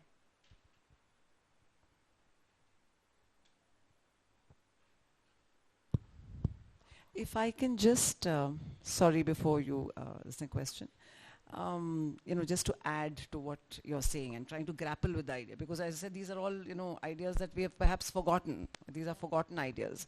But, like we work... I think forgotten by the mainstream. People who are living this, they are still aware of their identity, their culture, and what their practices are. No, true. So I just, because, we also work, like me and my colleague, actually Manu is sitting here, we work also with a tribal community called the Hakipikis. They're a nomadic tribe. Of course, it's very different from the Adivasi culture. But there too, the kind of, dispute resolution is exactly as she says. It's done through talking, through dialogue. So there's not that somebody is put in a dock or whatever. They sit down and the whole community talks. And then it's done during the time of course, now things are changing, because now there's a lot of, modernity, and they've kind of come into mainstream, society as well. But they do, like every year, they have this 1 year where everybody congregates. And it's of course, it's a festival, it's a cultural, festival. There is animal sacrifice, there's all of that.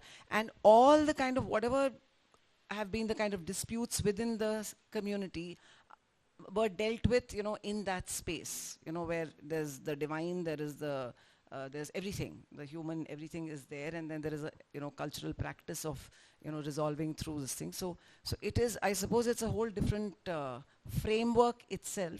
But yeah, it just like, we are also seeing a lot of changes, within the community. So then you bring in, like now there's a lot of mainstream notions of patriarchy also coming in, which did not exist. So, and with patriarchy comes, whole host of other problems internally. So how does one, kind of deal with that, is there any kind of change in that process? Are there any nuances in that process that you could share with us, is what I wanted to ask. तो शुरुआती दौर पर हमारा समाज egalitarian था. हम अभी भी जब अधिकारों की बात करते हैं, क्या सही है क्या गलत की बात करते हैं, तो मानव अधिकार हमारे सबसे बीच में रहता है. मानव अधिकार के अराउंड ही हम बात करते हैं. अभी जैसा हो गया है कि जो पितृसत्तात्मक सोच है, ऐसा नहीं है कि हमारा समाज बच पाया है. हमारा समाज में भी ये पेट्रियार्की बहुत गंदी तरीके से घुस गया है. And this has happened through religion that is around us. Christianity played a very huge role. Christianity gave us education, but it took what means to be human. Similarly, with Hindus, BJP call us the lower caste Hindus. We call both of them, the Christians and the Hindus, सांप. एक धमना है तो दूसरा नाग है. नाग डसता है तो मर जाते हैं, धमना काटता है तो आदिवासी लोग तो उसको भी पका के खा जाते हैं. And we eat dhamna snake. Very good for your knees, very good for your bones. So we called Hinduism Nag Sap and Christianity Dhamna. So we have sort of broken down Christianity. There was a movement in the Chota Nagpur region where we try to get into the church system as well. So we are in constant dialogue with all of these systems, even with patriarchy. I come from an all women warrior clan. The markers I have all around my body, it marks that I come from the Kuduk clan. My women were the warriors, and every 12 years we celebrate Janishikar to remind my community what it means to be a woman. And we have another festival called Sandrabera that happens every year, where men go hunting and they do this very performative thing, what men usually do, performance. With women, it is their everyday life, So even in justice, it's everyday life. Now what men has made this कि एक बहुत फर्जी सा दिखावटी system बना दिया है कि आदमी रहेंगे और महिलाएं अपना दिक्कतें बताएंगी. But we have always had alternate systems. Aboriginals are known for their diversity within their own culture. तो हमारे यहाँ अगर एक मैकेनिज्म बंद होता है, दूसरा मैकेनिज्म हमारा ऑलरेडी प्रिपेयर्ड रहता है. This is in our blood and this is how we have been brought up. तो अगर पितृसत्ता हमारे लिए प्रॉब्लम क्रिएट कर रहा है, there are women groups who are dialoguing, they are creating mechanism to deal with this patriarchal problems. Thank you. That was a beautiful answer. मेरा सवाल शबीना जी के लिए था.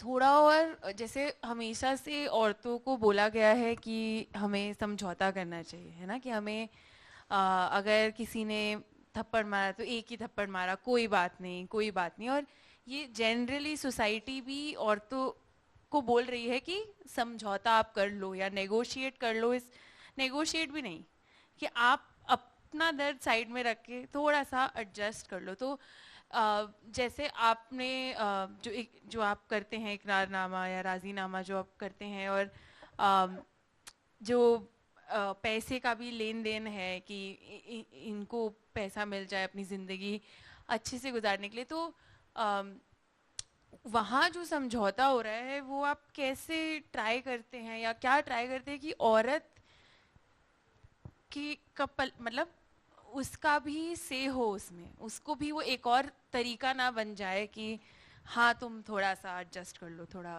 कॉम्प्रोमाइज़ कर लो. तो थोड़ा उस बारे में मैं और आपसे समझना चाहती थी. तो जैसा कि मैंने कहा कि हम लोग समझौता अलग अलग तरीके से कराते हैं. एक समझौता करने में बहुत जल्दी नहीं होती है, बहुत टाइम लगता है. अगर महिला चाह रही है कि उस घर जाना है, तो पहले तो उसकी महिला को ही कि वो चाहती क्या है, उसका निर्णय जब तक नहीं आता है, वो समय जाता है, काउंसलिंग प्रक्रिया से गुजरती है. उसके बाद दूसरे पक्ष को तैयार करना कि एक बार वो हमारे ऑफिस तक तो आ जाए. ये एक बड़ी बात होती है कि वो ऑफिस ही नहीं आना चाहते. उनको लगता है अब कोर्ट में जाएंगे, पुलिस में जाएंगे. तो वो तैयारियां, उसकी एक तैयारियां. और हमारे यहाँ जो होता है एक लिखित इकरारनामा. हम समझौता इसलिए नहीं कहते हैं, हम कहते हैं कि हम इकरारनामा करते हैं, जिसमें दोनों की राय होती है, दोनों की मर्जी होती है. जब हम समझौता कहते हैं तो वो ये होता है कि कोई एक अपनी बात किसी पे थोप रहा है. हम थोपने नहीं देते हैं. हम कहते हैं आप अपनी राय रखो, आप अपनी राय रखो. दोनों की शर्तें उस पर लिखी जाती हैं, और उस शर्तों के बाद उसका एक कॉपी हम दोनों पक्षों को देते हैं, हम अपने पास रखते हैं. 1 साल तक हम उस महिला का फॉलो करते हैं कि जो शर्तें लिखी गई थी, कि महिला ने कहा था कि मुझको खाना खर्चे के अलावा मेरे अपने शौक श्रृंगार के लिए, जिसका ये हिसाब नहीं लेगा, मुझे 500 1000 चाहिए, जो मुझे कभी कुछ खाना है, मुझे कुछ पहनना है, कुछ खरीदना है, उसको मुझे दिलाना है. तो अगर ये समझौते में होता है कि ये पैसा आपको देना है, तो वो क्या कंटिन्यू दिए जा रहे हैं या नहीं. तो साल भर तक हम जाते हैं और वहाँ पे बातचीत करते हैं, और साल भर बाद हमको लगता है कि अब सब ठीक है, महिला खुद निर्णय ले लेती है, तो फिर हम बैक हो जाते हैं. मैं एक चीज़ और कहूँ कि कभी कभी ऐसे भी समझौते होते हैं जहाँ पे हमें लगता है कि हमें लग रहा है और महिला को भी लग रहा है कि मेरे साथ तो मतलब सही जस्टिस नहीं हुआ है, लेकिन हम लोग को ये भी पता है कि उसके अलावा कोई रास्ता नहीं है. एक उदाहरण से बताऊंगी. एक महिला थी जो पहली बीवी थी, उसके 2 बच्चे थे. हिंदू मैरिज एक्ट में पहले बीवी के होते हुए दूसरी शादी नहीं कोई कर सकता है. उन्होंने कर ली, शादी कर ली, एक बच्चा भी हो गया. अब वो महिला क्या करे? मालूम है कि FIR दर्ज होगा, कोई फायदा नहीं होगा, महिला के 2 बच्चियां हैं, वो क्या करेगी? ऐसे में महिला की एक पूरी लंबी प्रक्रिया तैयारी कि FIR में कुछ नहीं मिल रहा है, वो जाएगा, 1-2 साल का जेल होगा, चला आएगा, फिर कहाँ? तो उसके लिए जो उसकी तैयारी, फिर वो सोचना, और वो समझ के उसने निर्णय लिया कि मैं रहूंगी क्योंकि मैं बीवी हूँ. अब वहाँ 2 महिलाओं की बात आ रही है. एक महिला जो शादी के रिश्तों में, एक महिला जो शादी के रिश्ते में तो नहीं है, लीगली तौर पे नहीं, लेकिन है तो वो भी उसकी पत्नी ही, बच्चा भी हो गया, तो वो कहाँ जाएगी? तो जब 2 महिलाएं हमारे सामने होती हैं, तब हमें भी दोनों को नज़र में रखना पड़ता है. फिर हम लोग ने कुछ चीज़ें होती हैं जो कुछ समुदाय ऐसे होते हैं जहाँ पे बातचीतों से बहुत चीज़ें निपट जाती हैं। जहाँ हमने तय किया कि आप अपने समुदाय के लोगों को बुला लीजिए और वो लड़की भी रहें, वो महिला भी रहे, दोनों लोग रहें, और फिर ये तय हुआ कि ठीक है, मैं इस घर पे रहूँगी, ये महिला आपके साथ रहेगी दिल्ली पे, वो बाहर रहता था, जब वो यहाँ आएगा गांव में तो वो महिला के साथ रहेगा, वो महिला अपने मैके में जाएगी या अपने कहीं और रहेगी, कुछ पैसा उसको महीने में 3,000, बच्चों का 3,000 9,000 रुपये आप दीजिए और बच्चों के नाम कुछ एफडी पहले से कर दिए। तो कुछ इस तरीके से निर्णय हम लोग लेते हैं जो उसके लॉन्ग टर्म के लिए शायद आज वो लग रहा है कि बहुत कम है, लेकिन जब वो 50,000 या 1,00,000 उसका जमा हो जाएगा और 18 साल के बाद उसकी बच्चियां बड़ी होंगी तो उसके लिए एक कुछ उसके हाथ पे होगा। तो इस तरीके की चीज़ों को हम ज़रूर ध्यान रखते हैं और इस पर एक लंबी प्रक्रिया चलती है। जैसे मैंने कहा कि 18 साल लगे एक केस पे, ये चीज़ें हम बहुत पहले करा रहे थे कि आप बातचीत करके और पैसा ले लो, लेकिन वो था ना कि नहीं शायद ये सुधर जाए, शायद ये मुझे बुला ले, मैं कहाँ जाऊँगी, मैं नहीं रहना चाहती हूँ, अच्छा परिवार है, मास्टर है, वहाँ रहूँगी, ज़्यादा सेफ्टी हो। तो वो निर्णय लेने में उसको 17 साल लगे। जब उसने वो निर्णय 17 साल बाद लिया कि अब बहुत हो गया, अब मुझको कुछ दिलवा दो और इस केस को यहीं ख़त्म करो, तो टाइम और समय और बहुत लगता है। तो ये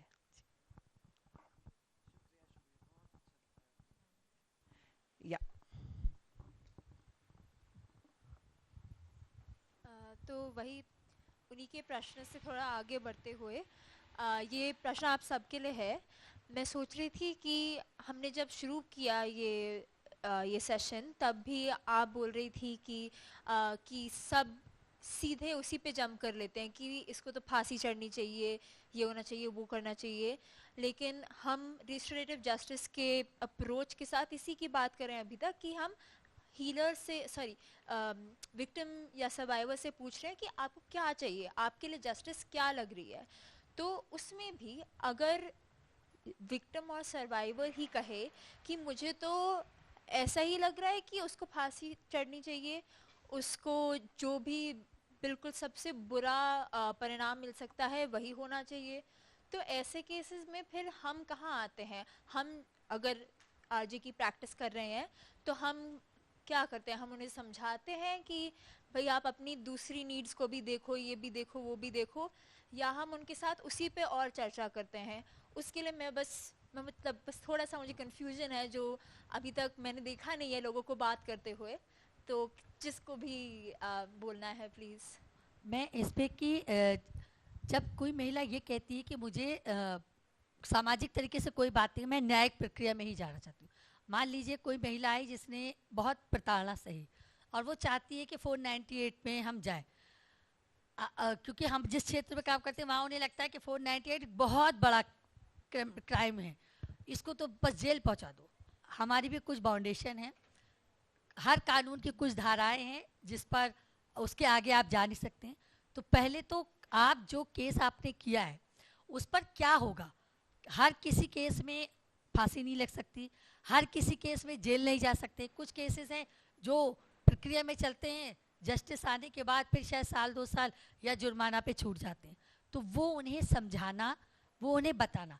लेकिन जब हत्या बलात्कार जैसे केसेस हो जाते हैं और महिलाएं कहती हैं कि मुझे तो दोषी को अंदर करवाना है और मुझे उसको एफआईआर करवा के वो जेल जाए, जितने दिन के लिए भी जाए, जो भी है, तो सच में कानून क्या कहता है, कानून की धाराएं क्या कहती हैं, कितने साल वो रह सकता है, फिर बेल पे भी लोग क्योंकि ये जब मानव अधिकारों पे काम करते हैं तो हमें बताना है कि जो जेल के अंदर है उसके भी मानव अधिकार है, उसको भी हक है कि वो अपनी बेल के लिए हाजिरी दे। तो जस्टिस कानून की प्रक्रिया, कानून क्या कहता है वो समझाना और उससे फिर उनको एग्री करना कि कानून के दायरे में रह के ही हम चीज़ें मांग सकते हैं। किसी को फांसी या 10 साल या 15 साल सज़ा नहीं, हाँ जिसपे 7 साल है उस पर 7 साल होगी, जिसपे 15 साल है उस पर 15 साल होगी। वो प्रक्रिया पे हम उसको यकीन दिलाना और भरोसा कायम करने की न्यायिक प्रक्रिया से बड़ा कुछ नहीं है, यही हम फिर कहेंगे। दृष्टिकोण का बहुत बड़ा महत्व है। आपकी दुनिया में आप किस तरीके से देख रहे हो, हमारी दुनिया में हम किस तरीके से देख रहे हैं। हमारे क्षेत्र में अगर कहीं अन्याय होता है तो हमारा खाना पीना रहना सोना सब रुक जाता है, और एक परिवार का नहीं, पूरे समुदाय का। भारत में ऐसा नहीं होता है। भारत में, इंडिया में क्या होता है, इफ़ एक व्यक्ति अगर कुछ दुखद चीज़ से गुजर रहा है, कोर्ट में जूझ रहा है, बाकी पूरा दुनिया चल रहा है, हमारे लिए हमारा समय रुक जाता है। और ये बहुत महत्वपूर्ण चीज़ है समझने के लिए कि दुनिया रुक जाना, समय रुक जाना, उसका कितना महत्वपूर्ण है कि हम एक ह्यूमन लाइफ को कैसे देखते हैं। हमारे लिए human life is not just another life. हमारे लिए ह्यूमन लाइफ ऐसा नहीं है कि ये मर जाएगा तो someone else will replace them। हमारे लिए बहुत महत्वपूर्ण है ये जीवन। तो हम लोग उस चीज़ को ध्यान में रखते हुए हम सब चीज़ रोक लेते हैं।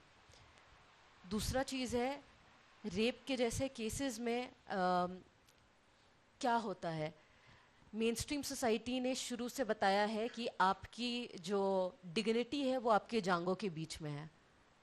हमारे समुदाय में हम नंगे थे पहले, अभी भी हम नंगे रहते हैं।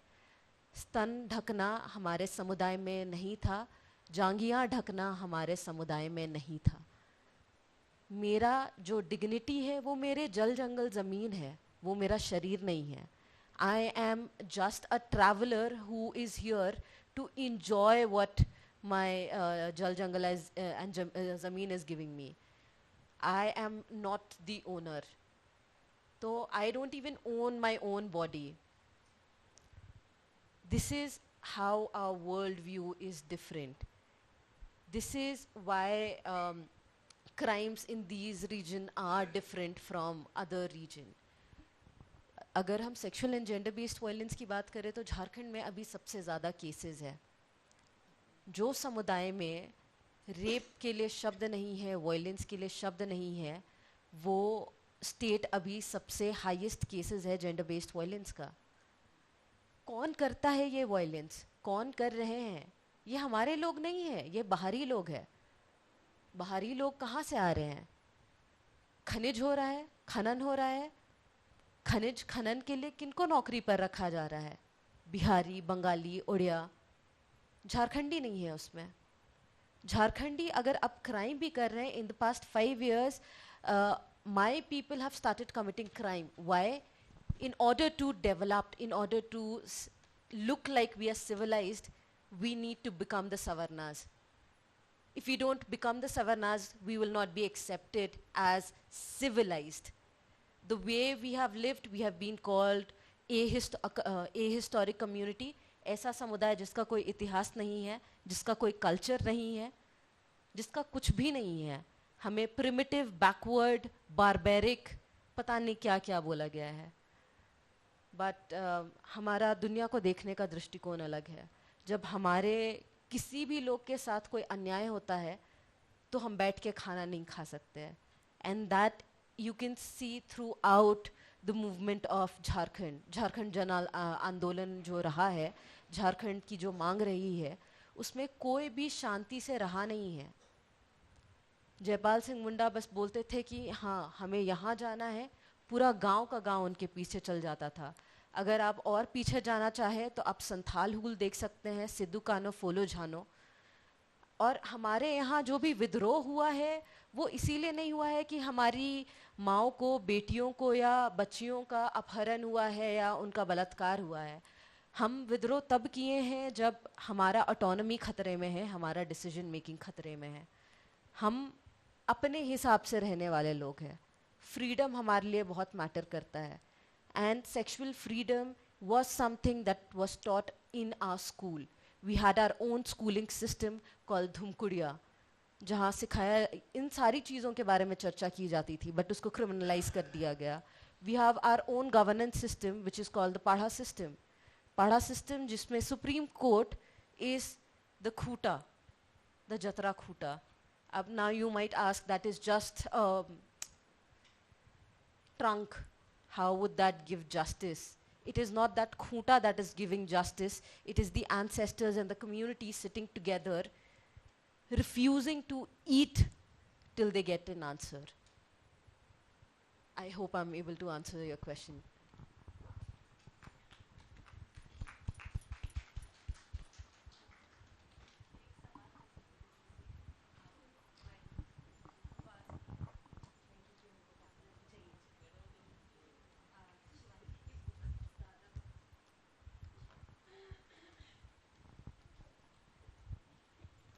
तो जब हम रेस्टोरेटिव जस्टिस की बात करते हैं जैसे सर्कल्स, तो ये प्राचीन समय से हिंदुस्तान में भी चल रहा है कि जब सरपंच की पंचायती की बात करते हैं तो वहाँ पर कोई भी गांव में मसले होते हैं तो लोग सर्कल में बैठ के, ज़्यादातर आदमी लोग सर्कल में बैठ के चीज़ों का सोल्यूशन निकालते हैं।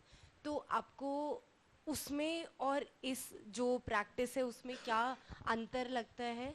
और जब हम आरजे की बात करते हैं, हम विक्टिम सर्वाइवर की तो बात कर रहे हैं, बट उसके लिए ये भी ज़रूरी है कि जो जिसने हार्म किया है वो भी उतना ही you know how do you say, उतना ही उनको भी इच्छुक होना चाहिए कि वो भी चीज़ें ठीक हो सके, क्योंकि इसमें दो पार्टीज़ की ज़रूरत है। जब हम क्राइम की बात करते हैं तो उसमें एक पार्टी को प्रॉब्लम है तो वो जा सकते हैं क्रिमिनल जस्टिस में, बट जब हम रेस्टोरेटिव जस्टिस की बात करें तो उसमें दोनों पार्टीज़ को एक साथ आना पड़ेगा।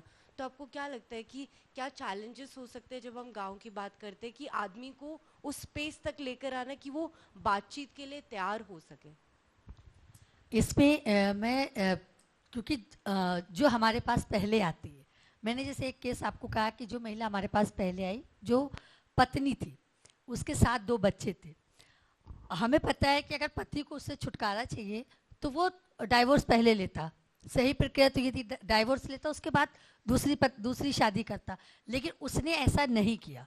तो ऐसे में स्थितियां, अब जब केस बिल्कुल उलझ के ही आया है, जहाँ बच्चा भी पैदा हो गया, शादी भी हो गया, और वहाँ 2 बच्चों का भी, 2 बच्चियाँ भी हैं और एक महिला है जो वो, तो उस समय उस वक्त वहाँ पर जो लोग थे, जो जैसे मैंने कहा कि हर समुदाय में नहीं होता है, कुछ समुदाय में पंचायतें होती, जैसे एससी बिरादरी में कुछ पंचायत में बातचीत निपटती है, मुसलमान समुदाय में कुछ मसले निपटते हैं डाइवोर्स के, वो बहुत कम केसेस उनके कोर्ट में जाते हैं जो वो आपस में बैठ के निपटा लेते हैं।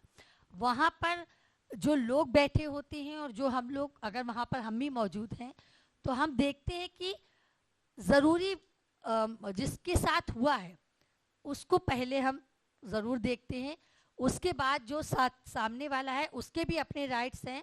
जब लगता है कि दोनों में बात नहीं बन रही है तो फिर एक कोर्ट है, आपके लिए ये है, आपके लिए वो है।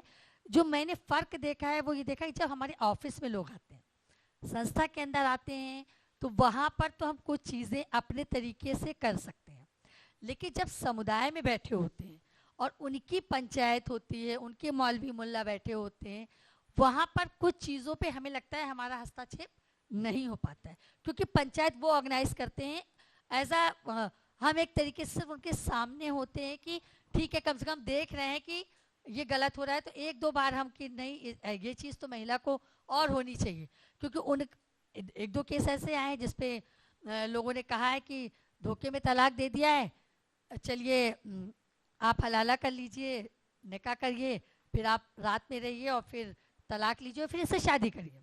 ये मुसलमानों में एक कल्चर है। वहाँ पर महिला नहीं चाहती है कि वो किसी दूसरे के पास जाए, उसे निकाह करे, फिर डाइवोर्स ले और फिर आके यहाँ पे करे। वहाँ पर हम महिला के साथ होते हैं। फिर हम उस पंचायत के सामने खड़े हो जाते हैं कि महिला का निर्णय नहीं है, महिला करना चाहती है तो कोई बात नहीं, लेकिन अगर महिला का निर्णय नहीं है कि वो किसी दूसरे के साथ चाहती है, वो मान रही है कि तलाक हो गया है, डाइवोर्स हो गया है तो डाइवोर्स, वो नहीं मान रही है डाइवोर्स तो कोई बात नहीं, जो भी साथ रहने का है, कैसे रहना चाहती है वो करे। लेकिन पंचायत अभी भी कुछ समुदाय, मैंने कहा नहीं कि कुछ चीज़ें इस्लामिक और हमारे यहाँ हो जाता है, हमारे यहाँ इससे पूरी महिला की बॉडी पे, उसके मानसिक स्वास्थ्य पे कितना असर पड़ता है, हमको इस पर भी ध्यान रखना होता है। और हम महिला के निर्णय, जैसे कि हमने पहले कहा, हम महिला के निर्णय पे ही होते हैं, साल 2 साल 10 साल लग जाए, महिला जो कहेगी उसी पे हम साथ में होते हैं।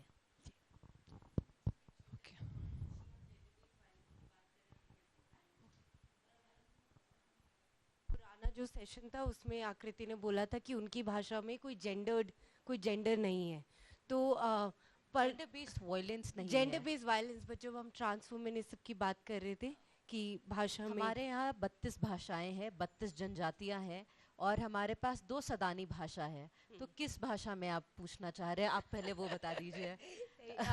मेरा जहाँ पर मैं पहुँचना चाह रही थी वो ये था कि हम जो हिंदी में जो हम शब्द इस्तेमाल करते हैं पति, या फिर इंग्लिश में जो शब्द इस्तेमाल करते हैं हस्बैंड, उसी में बहुत पितृसत्तात्मक है। Husband comes from the word owner of the house और पति मालिक। तो हम continuously even in these spaces हम वही शब्दों का बार बार इस्तेमाल करते हैं, तो कहीं ना कहीं हम भी खुद मूव नहीं हो पा रहे। So there are 32 tribes in Jharkhand.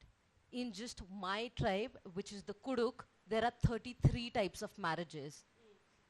Depending on how people see them, how they want to live, how they want to define their relationship, there are different types of marriages. So now tell me how, what is your question?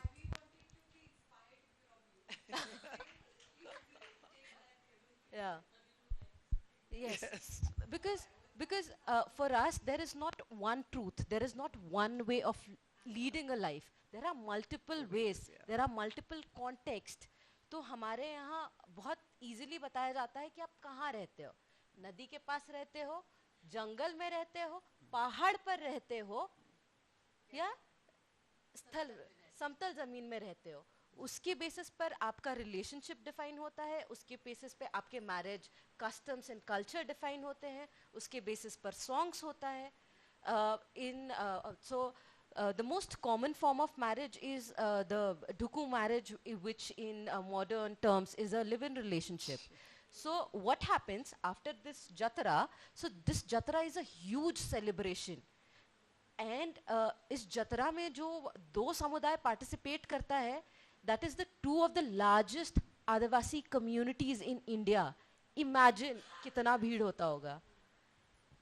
So we go there, we find people, we speak to them, we like someone and we say dola dola. They say dola dola, and then we go with them.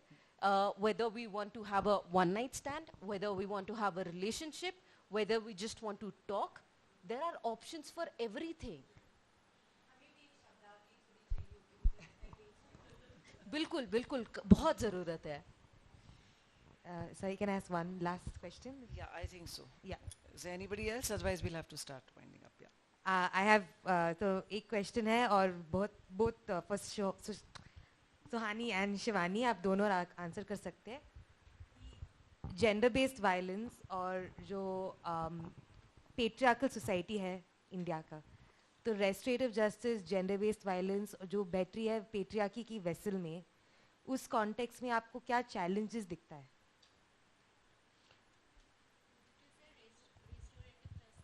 Gender based violence, restorative justice, and sitting in a vessel of patriarchy, what do we see as challenges? अगर आप intimate partner violence भी देखें, तो क्या ये वापस घर जा रही है डायलॉग के बाद?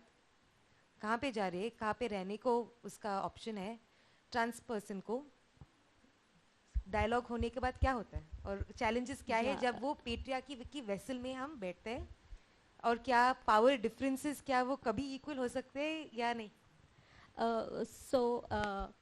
Power imbalance will always be there, even if it is a relationship between people of same gender, same caste, same class.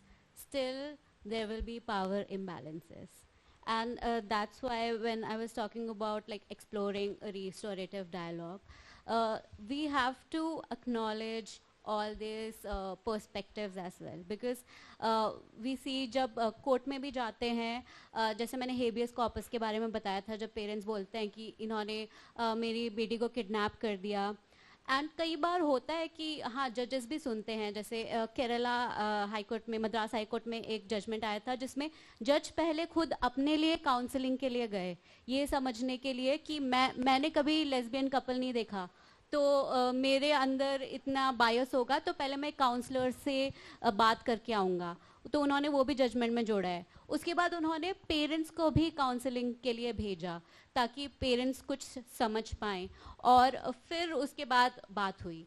But कई बार क्या होता है कि जैसे कि आप बोल रहे हो power imbalance, and that's why ये बहुत ज़्यादा एक सेंसिटिव एरिया भी हो जाता है कि अच्छा हम बोल रहे हैं कि हम रिस्टोरेटिव डायलॉग कर रहे हैं, लेकिन अगर हम इस बात पे ध्यान ना दें कि अच्छा अगर मैं बोल रही हूँ कि हाँ मैं मान गई कि मैं अपनी पेरेंट्स के पास वापस जा रही हूँ, लेकिन मैं क्यों मान गई? क्या इसलिए मैं मानी हूँ इस डर से कि मेरे पेरेंट्स बोल रहे हैं अगर तुम इनके साथ रहोगे तो मैं जहर खा के मर जाऊँगा और इसलिए मैं वापस जा रही हूँ, या मैं इसलिए जा रही हूँ कि अच्छा ये मान तो जाएंगे लेकिन फिर मैं कहाँ जाऊँगी?